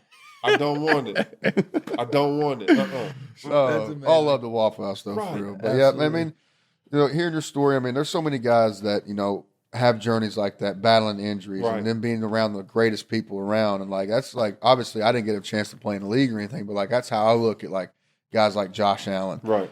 guys like Benny, I mean, just guys that at the end of the day, that you're more than just teammates. Right. At the end of the day, Right. That's what I think is such a vital part of sports too. And we've danced around it the whole time, but like that going through, like you said, now you're best friends with Alex Poitras because I was battling with him every day. Like going through those 6 a.m. runs and those all the strength training and all the workouts and all the class and the cat stuff and everything, like those road tests, all those battles. Like You're in the that's- trenches. That's what. That's Yeah, it, dude. You're in the trenches. Trust is man. built in the Right. trenches, and that's Character what. built. And you everything realize, everything's built in the Right. trenches, man. He's just like me. Mm-hmm. I'll go to bat for you all day, Yeah. every day. Yeah. But we're in a dog fight. Yep. And I can say whatever to you. There's no hard feelings. Yep. You walk And off. Yep. Right. At the same respect, you can come back at me with the same thing. Yep. Yeah, I am that. You are that. Yeah. Come on, we brothers for life. Yeah. That's what I think is the best thing that comes from college athletics and any athletics. I mean, even like with Jamin, like when we had him on there, like the dude literally. So we had Jamin Davis on. Obviously, plays for the Washington. I still call him the football team because that's just the greatest name of all time. But we couldn't do it a week before. He had something come up. He let me know. He's like, "Hey man," he goes, "But next week though, I got you. Right. Like whatever time, I got you." I was like, "Okay." So I texted him as we're on our way over. He's like, "Hey man, you good?" He's like, "I'm already set up. Like I'm good to go." Right. And I'm like, "Damn man, like this is a first overall draft pick, an NFL draft. He's got Derrick Henry coming up this week. So got to learn how to tackle his big ass. He's got so many everything going on. He's got his money deals and everything like that going on. But he's taking the time to come on and talk with us for 15, 20 minutes. Right. And I could just sit back at the time and like when me and him would go fishing. When me and him, like I would bring my laptop every home and away game because I had the 1, 2, 3 movies pulled up where you can watch any movie you Right. want. And we would literally sit there and watch, and I would introduce him like different movies and like. He fucks with Chris Stapleton, Tyler Childers, like all the country ass shit I listen Right. to. And I can just sit back here and when we get on here, I haven't talked to him, like voice to voice, haven't talked to him since his senior year of college. So this is fast forward 2 years. I haven't talked to him in 2 years. We text every time, I tell him, "Hey man, great game. Don't get your head down and all this shit." And it's just like we never left. Right. It's just like we're just back in the hotel room pick it chopping it back up, up. man. Yep. So that's the best part about It it, man. is It's the just, best times in life, just man. being with your boys. I got a lot of people on country music being Oh, yeah. around here. Marcus Lee became a diehard country It was funny because in our locker room we'd have White Boy Wednesday. Always. music. That's everywhere. That's everywhere. I still do it to this day while I'm at the gym. You gotta have white boy Wednesday. You got to. You gotta throw So, it in like there. we literally like we would get together, like me and Stenberg would come together and we'd be sitting there and they'd be like, "Hey, what we playing today? All right, we got Toby. All right, we got Metallica. We got And you Tyler gotta Childers. come with a playlist. You got to. You don't want to hear that. What the hell is this? Oh, we got shit? plenty of those. We got Right. plenty of those. But it was so funny though because like we play like 5-Finger Death Punch and all that shit. And like the guys it'd be in playing joking fashion. Like they would get literally in the middle of the locker room and like Right. just start fake head banging and shit. Like Right. start like act like they were in a mosh pit and Right. shit. And then like we turn on some like twangy ass country shit. And all of a sudden you see somebody like Cavassier Smoke, like one leg propped up on a chair, just going to strumming the guitar. everything like that, and all good fun. But like, it's like those are the moments where it's like, you know what? I mean, that you cherish. that's the greatest moments of all time, man. Right. That's what it's that having that is the greatest. That's why you play sports. Camaraderie and building team and building camaraderie with different people. Like we're talking about getting to know different personalities and different things like that. Like, and I think that was like one of the things that, made it easy for me was because if I could talk to you on a personal level, right, like, and you can trust me, tell me about your personal life and, all the trials and tribulations you've gone through. And the same thing. Breaking down all the walls. Yeah. Mm-hmm. We can trust each other out there on the football field, right? No matter what happens, right? So I mean, and that's the greatest thing about college athletics for me. And coming up here was that, like, I didn't grow up around black people at all, none whatsoever. Right. And then playing sports and everything like that, getting to know different people, getting to know different cultures, and becoming more of a well-rounded person. And that's what's been able for me to become more of a well-rounded person in my life outside of football. It was like, because I know different personalities, I know different backgrounds. Like, I know different everything because of college athletics. And I owe everything to that. Right. Because it was so eye-opening for me to know that, like, hey, there's different people from all different around parts of the world. Like, we had, like, Abule. Shout out to Abule. Hope you're doing well down there in WWE, brother. Abule, he's training now for WWE now. Really? That's awesome. Abule is from Nigeria. Okay. And came to Florida when he was, I believe, a freshman in high school. Loved football. Got to come here play at Kentucky. And like he'd be sitting there, telling me stories about some of his villages that he grew up in Nigeria and stuff. Right. And I'm just like, man, like that's wow. Basketball is the only reason I'm cultured. The only reason. Same. It's the only reason I feel comfortable traveling like out of the country. Like I'd hit up teammates that I had that are from, England or all over the place. Argentina, if I'm going, so like I'll hit them up and I'll be like, hey, I need to know how to, like, what do I do? How do I navigate in this country? Yeah. Like how do I move? Where should I go? What should I do? And like I'd already done that for them when they were here, right? So it's that's the only reason I'm cultured. See, that's why I say my whole storyline is a series, because if you look at my damn Wikipedia page, you're like, where has this guy not been? And it said, like, to more so, I had one of my teammates, and we're still brothers to this day. I text him and check in. He texts and checking on me occasionally. I forgot where he was from, but like he told me, he said, when I grew up, it was me, I think he said his brothers and his mom, and he said, I didn't have shoes. Like, I didn't have shoes. It's crazy. And I had to walk for miles to go get water out of a well and bring it back home. And then I would wash my clothes, and all the kids, all the other boys in my neighborhood, they would make fun of me because I washed my clothes. They thought, oh, that's woman's work. But I had to. My mom was working, and it was just Where me. is he from? I don't even want to start to lie. That's wild. I don't even want to start. I forgot. But I mean, it's just like, I've had so many teammates. Like, seriously, I have so many teammates around this world. I've made so many friends to say I have friends in China and Japan and Thailand and Taiwan, in Greece, in Italy. I have friends in Mexico. I have friends all over this world, and I've come from so many different places. I've lived deep off in mainland China. The first time I played overseas, I went to a team. They cut me, and I stayed in China working out for like another week or two until another team picked me up. But that week or two, I was at like an American university where they had like a handful of English-speaking teachers, Americans. They had English-speaking teachers, and I was just deep off in mainland China, and like, dog, I'm really in China right now. This is crazy. So I'm trying to figure out, okay, where can I go? What can I do? How can I maneuver? And that's when I first started to figure out I got to learn some of the language. And then I came to it. I said, I told myself, I said, if everywhere I go, I have to speak some of the language, because if you don't learn part of your culture, part of the language, is ignorance. Can you speak Chinese? Yeah, about to say, hit me with some Chinese.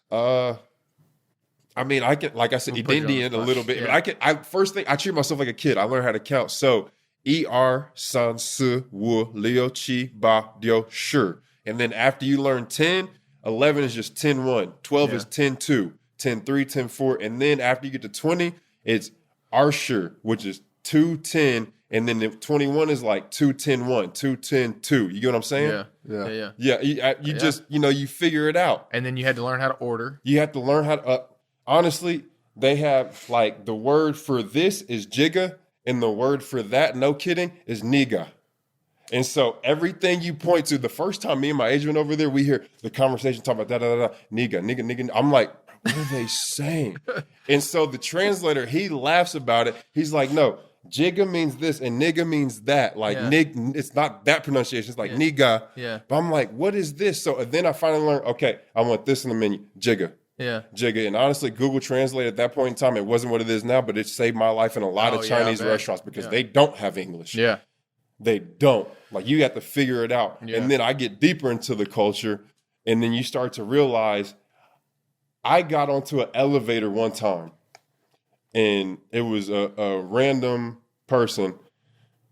He looked at me, he looked up, and I heard parts of it. He said, how tall are you? I said, Arling Ba, because they go off of meters there. Arling Ba, 208. And then he said, he asked me, where are you from? I said, Megwa.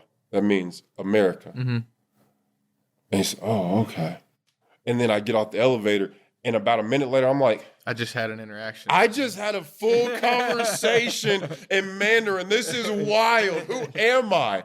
Like, for real, who am I? Yeah. Everybody, you hear your whole life, it's like you're speaking Chinese to me. Yeah. I don't understand it. And now I can understand it. That was the greatest thing ever. I felt so accomplished. That's cool. Oh, as a human being, that was a great feeling. Yeah. That's dope. Like, fuck basketball. Yeah. I tell everybody, when people ask me how many languages you speak, I can speak English, but I can speak a little bit of this, that, and the other. Like, I learned a little bit of Greek. I know how to count in Greek. I know how to count in Japanese and Chinese. I didn't learn much Thai. And I mean, it's just the fact that I can do that. And also, your teammates respect you when you're trying to learn. And to be honest with you, the first thing you'll learn going over to different countries when you play sports, you learn bad words. Yeah. You learn all the bad words. That's the first thing you learn. 100%. You learn all the bad words, but it got to a point to where I could talk, like, my trash talking was even more simple. I would say something like bad, and the referee would look at me and be like, how does he know that? And then I hit like one of the guys on my team, on the opposite team in China fouled me hard. Like, it was evident. With every team you go to, there's a guy who they put out there to just foul the import. Enforcer. They're there to take you out of the game, literally take you out of the game. Yeah. So I'm at the free throw line. I look at him. I say, Wu Aini, and hit the free throw. Wu Aini means I love you. And the referee just laughs. That's amazing. Just dies laughing. That's amazing. I had a junior college teammate that was from Argentina. And we were playing against this guy it was Miami-Dade we were playing. And I went to junior college for a year. And while we're in this game, this guy's talking shit to me in Spanish, and I didn't know what he was saying. He was cussing at me, obviously. And I grabbed my Argentinian teammate. I was like, what'd he say? He said, your dad tried to kiss him.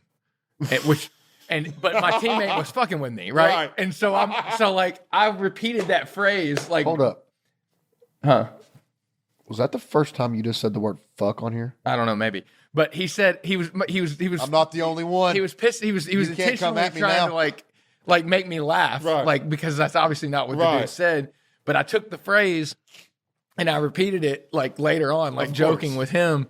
And I found out later what it meant, which I'm not going to say on here, but that is not what it meant. And I was unaware of that. So I took an interest in learning a little bit more Spanish after that. But it was that was a funny experience. But yeah, I'm cultured because of my teammates. Man, and it's a great life opportunity. It is. It extends far beyond basketball. And then when I go travel in Europe and other places, I feel a lot more confident and comfortable and that's the thing.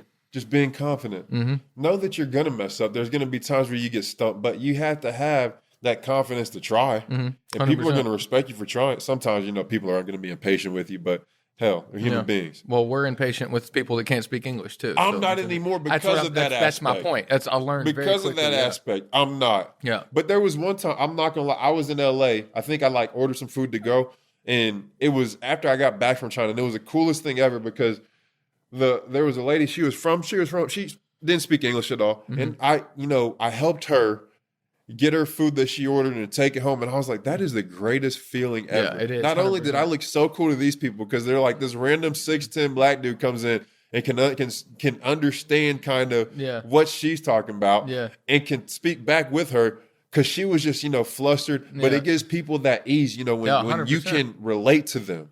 100%. It does it. It kind of eases I go to an Indian place in Beaumont. I love Indian food. I like spicy stuff, and I didn't know how to order from the beginning, and I Right. just told the dude like they're very Indian, like they're Right. not they don't even speak great English, Right. and I was like, can you teach me how to order? Right. And so every time I go in there, I'll like say it, he'll say it back, and we'll go back and forth a couple Right. times till I get it. And now I can speak. I mean, I can't speak the Right. language, but I can fluently order You can and have do a it with confidence. conversation. Yeah. That is the greatest thing ever. Yeah, I it love is. it. I want to. If there's one language you could learn to speak and you really like just dove into, what would it be? Well, Spanish makes the most sense for an American because you use it the most. Right. Um, But what do you want? That's not what I asked. What makes the most sense? I said, what do you want? I would probably say Italian I like Italian. because it's a sexy language. I like Italian. It's You? a sexy language. What like lang- what like language being would able to you go in speak? and like imagine going to an Italian Italiano. restaurant, being able like with Okay. like you got your girl with you. You go to an Italian restaurant and you order in Italian and order wine, like get a wine menu and you know. Oh, you talk know to- it's going down that night for you. I'm saying that Immediately turned on. So that's my Yes. answer. She Italian. just staring at you, looking at her chops. I can't wait to get you out of this restaurant right now. You Wait got till we- something I Right. want. Wait till we get home. You just don't know what's in order for you. So what's your answer? What would you I don't know. That's tough. or be more fluent I in think, maybe? I think like be able to speak Arabic is a very beautiful language to me. When I hear it spoken, I'm like, damn, I love I it. have an ex-girlfriend that was Arabic. Yeah. That it's something that I can't like. Spanish you can kind of like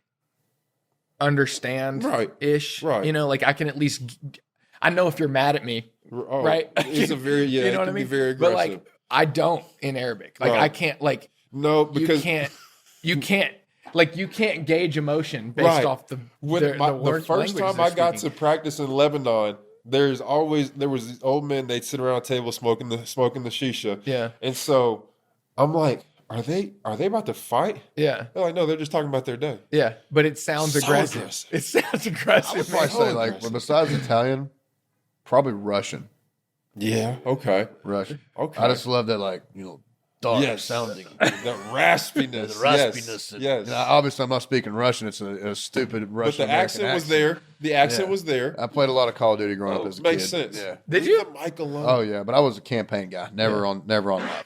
I just love the storyline. The new I'm not a big gamer, but the new Warzone dropped yesterday. So my buddy that I was doing some work with yesterday, that's like all he was talking about. Was Yeah. like, bro, I just can't wait for 8:30. I was like, well, what's I at did 8:30? download it. He's like, I go, so what's at 8:30? He's like, oh, new Warzone has dropped. Me and the guys are we're Not a going- big he goes, gamer, "We're but I going to did war." download. I actually downloaded the original one during COVID because I couldn't leave the house. Nothing else so- to do. Yeah. Right. Yeah. Did I'm you? a huge gamer, Yeah. but I have no time for it. I Yeah. got babies. Well, you got 4 kids. I got Yeah. babies. Yeah. You have no time for video. Did y'all games. have a game that you played as a team, like when Oh, you were we on the play. road? and stuff? So this is the thing. Like, I had a 60-inch in my room, and so everybody came to my room. And You were that's- still in the old lodge. Yeah, we right? were in the Yeah, old yeah. lodge. Yeah, Yeah, yeah. we were in the old lodge. So Yeah. everybody literally always came to me and John Hood. That was my roommate, Yeah. John Hood. Yeah. Everybody came to our room, Yeah. and so we would play. We play Call of Duty. Yeah. Like that's what we That was played, the game. and it was so bad to the point to where I came in, lights are off. I see the TV on. The hell, I left the TV on. Damn, my bad. Like, hold on, that turn the lights on. Darius Miller's just sitting there, just full blown, walked in, hoodie up. I'm like, bro, what are you doing? So I'm playing Call of Duty. He's like, you want to hop in? I was like, that's a stupid question. said, Of "Yeah, course I I wanna want to hop hop in." in. Yeah, come on. I got to get to my tutor in 30 minutes, but I can be a little late. You know how it goes. You got the 10-minute grace period. I got the 10-minute grace period. I'm dead. I use every bit of those 10 minutes too. But yeah, one thing I always loved was having my brothers around. Yeah. Like I gotta have everybody be, and in the old lodge we had The basement. and we stuff, had the too. basement. Yeah. But not everybody be in my room. I Yeah. go to nobody was ever in the basement. That Yeah. was really crazy. Yeah, yeah. Nobody's ever in the basement. Yeah. We would have 6 people in our room. Be me, John Hood, most occasionally, Josh Harrelson, Darius Miller, like DeMarcus was stopping, John Wall coming, Eric Bledsoe. We have everybody. Pat was a loner. Mm-hmm. Pat's a lone wolf. Yeah.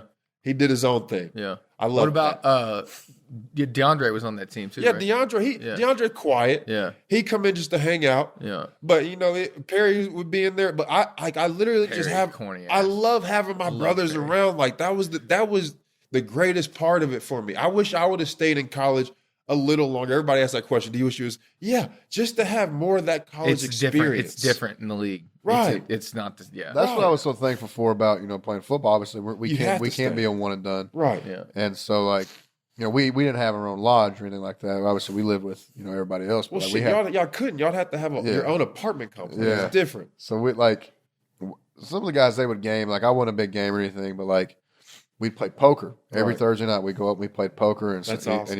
the backpack trick of sneaking into beers and your bottles and I don't whatnot. know anything about that. Me neither. No, It was a hell, backpack trick. hell no. Hell, you guys would probably have to like sneak girls in or some shit. Probably. That was a prison. Yeah, you couldn't The sneak special- those. They had cameras everywhere. You're not Especially the doing new that. lodge. There was a Right. prison. Wow, that there was sucks. one young gentleman that brought a female in a suitcase. I heard that story. I don't know if you told me that or somebody I else. think told I me. did. It's Yeah. not scary. It was hilarious. It was hilarious. That is pretty She funny. left in one of the big parkas with the hoods. Right. Because just pull the hood up, put your Right. hands in, and just walk out. Yeah. Obviously, the person could have been like, "Now, why was that person so small?" Yeah, why was that person 5'5"? But they were. on the basketball she was team. gone and never. Just No questions gone. asked. So one of the funniest things we did, so like, you talk about like meal prep and stuff. So like we didn't have a kitchen or anything in there like we could cook or anything like that. I didn't start knowing about meal prep. I've always said like if I would have known about like proper dieting and things like I that would in have been college, I would have been a fucking freak. Monster. Right. Yeah. But so my boy Cali Muscle on YouTube, this guy he Oh, served yeah, he served like 18, 20 years in prison. And he would do He's like a tank. he would show like prison workouts and like food that they would make in there, like, to get your calories and your macros and everything. And so literally once I figured that out and I showed my teammates this one thing of how to make a cake, I made a cake out of Oreos and Pepsi. Huh. Literally Oreos and Pepsi. Interesting. So like you take the Oreos apart, you scoop the filling out, put that into a separate bowl. Okay. You put the cracker part. I love how you still know the recipe. Oh Yeah. yeah, to this day. Put the cookie part in a Ziploc bag, make sure all the air's out, obviously. Yeah. And then you take like a soup can and you crunch it all up. Then you take the remains of it and dump into a Tupperware. Okay. Take the Pepsi, and as you stir, you pour enough to where it starts making a thick batter because you don't want to pour too much; it will make it too thin. Right. So you pour the Pepsi in there until you make like a batter, and then you put it in the microwave for like 3 minutes, and that thing literally just like bubbles, and then Yeah. it forms into like literally a cake. Huh. And then you take the filling And from the Oreo, and you mix in it with peanut butter, and you mix it around, put it in the microwave again, melt it down and everything, Right. and then you put it on top of the cake. And he called it hyphy cake, and I made that one day. I go, man, I said, because we were playing poker that one night. I said, man, I'm gonna make a cake. I said, y'all want a cake? He goes, how the fuck you gonna make a cake? We don't have anything here. I was like, man, all I need is a microwave. They go, I gotta see this shit. Right. I got Pepsi. I got Oreos. I gotta see this I got. shit. I got this. I gotta see this. And so I made all my shit there, and it was just like we're like, Daniels, how in the hell did you learn how Was to that do your that? first attempt at it too? Oh yeah. That's No, impressive. that was my first attempt in front of them. Oh, made I was about to say that was impressive. Like, you doing your first attempt. I would try it, just Right. to make it myself, and that was like I can't remember how many calories that was. Like looking back Quite a on few. it, it had macros wise wasn't the greatest, but like for dessert and everything, I was Right. like, man, this You is should pretty make dope. it for Saturday for the tailgate. I will make it. I will go home and make this shit. Like I promise you. I will dude. come have a piece tonight. Dude, that would. I'm not gonna lie. It's pretty good shit. Like I'm you down. consider, Let's it's. do it. I've had worse cake bought from a store. Right. I'll put it that way. I mean, I'm down for. I like the golden Oreos more, but I'm down for everything. I love the golden Right. Oreo. Everybody called me a psycho. Y'all when I are said crazy. that. No, I love the Plains, gold- baby. I mean, they're good, but like, golden Oreos are better. Hey, that's Plain. besides a Rice Krispie treat for the pre-workout pump. Eat 2 of them bitches. big fan. Big fan. All right, I asked you for 20 minutes. You've been here for 2 hours. Yeah, So, this is just we me, appreciate bud. I it, know. bro. So Yeah, I I'm appreciate sorry I you. took all your No, time. no. I'm saying I appreciate you. So like, you're welcome anytime. You live here. We do this once a week. You're welcome to hop on whenever you I want. mean, just whenever you want me, I'm Well, available. I should have had you on when we had hoodie on. Zoom. We had the Zoom hoodie in, but or Riverside, whatever the hell we call Yeah, it. you should have done that because John Hood's memory is so good, and he always reminds me of things that I'm like, that happened. Yeah, Or, he's got. oh yeah, I do. I vaguely remember that. He's His got memory some is stories. phenomenal. You guys were talking about that one play. He got a concussion dunking on Derek Willis. Well, you're talking about I'm talking about the one play that like you guys ran. Oh, two circle. Yeah, we were talking about that yesterday. We were talking about that. Yeah, I was like, that's pretty funny because that's like when Yeah. me and my guys get together. Like, we'll talk about So Hoodie, we'll talk about Okie cover 4, you Yeah. know, or whatever blitz we're talking about. Or Yeah. that shit. I know we got a hard out of here because Brandon's got to roll, but I'll give you this quick story real fast. So, my first day of practice, I'd been on the team for 11 minutes, and I was like the shooting guard on the scout team, and so Hoodie's the 3 on that day. JP Jared Polson was point, and Cal calls 2 circle, and for the most part, like I'm not venturing to say that this is true in most cases, but for the most part, you can feel your way through a play if you don't know it, right? Yes. Like I can tell if you're coming to get the ball in practice. I can tell if you're coming to get the ball. I can tell if I'm supposed to go set a screen. You can pretty much, pass, cut away. Like it's pretty. You can kind of feel your way through. He calls 2 circle. Jared kicks the ball. I pop up on the wing. Jared kicks the ball to me. I drag it to head of the key because I can tell the offense is rotating. And I make the pass and I go to cut to the nail, but you're supposed to go to the nail and stop. Right. And they go, come off and you pop back out. Right. I didn't know that. So I cut through, go all the way through under the basket and out the other side. And Cal blows the play dead. He's like, Todd, what the hell? Actually, he didn't say Todd because he didn't know my name. Right. He did, but he's like, what are you doing? And I'm like looking around and Hoodie's like, Coach, it's his first day. He doesn't know the plays. Right. He's like, well, then you can stay after and teach him. So for 3 hours after that first practice, Hoodie stayed with me and taught me the plays, Right. and I picked up on it. Again, camaraderie, because I'm like, I'm not going to let this dude get an ass chewing for me. Right. So I picked up on the plays really quickly, but Hoodie and I had a very cool dynamic from the very first day Of because course. he took the bullet for me when he didn't have to. That's why you gotta love John Hood. That's right. That's why you gotta love John Hood. But 2 circle, man. We do a lot of that. I promise. Look, till the day I die, I won't forget that play. Now Right. I know that thing I inside now. forgot to not gonna lie to you. You see it once, you'll remember. Watch tonight. We'll Right. watch tonight. But We'll see. I appreciate you coming on, man. Yeah, man. It's been Thank a you so much blast. for coming on Appreciate with y'all us, man. having Let's do this real quick. Give your prediction for Saturday. And we're gonna do.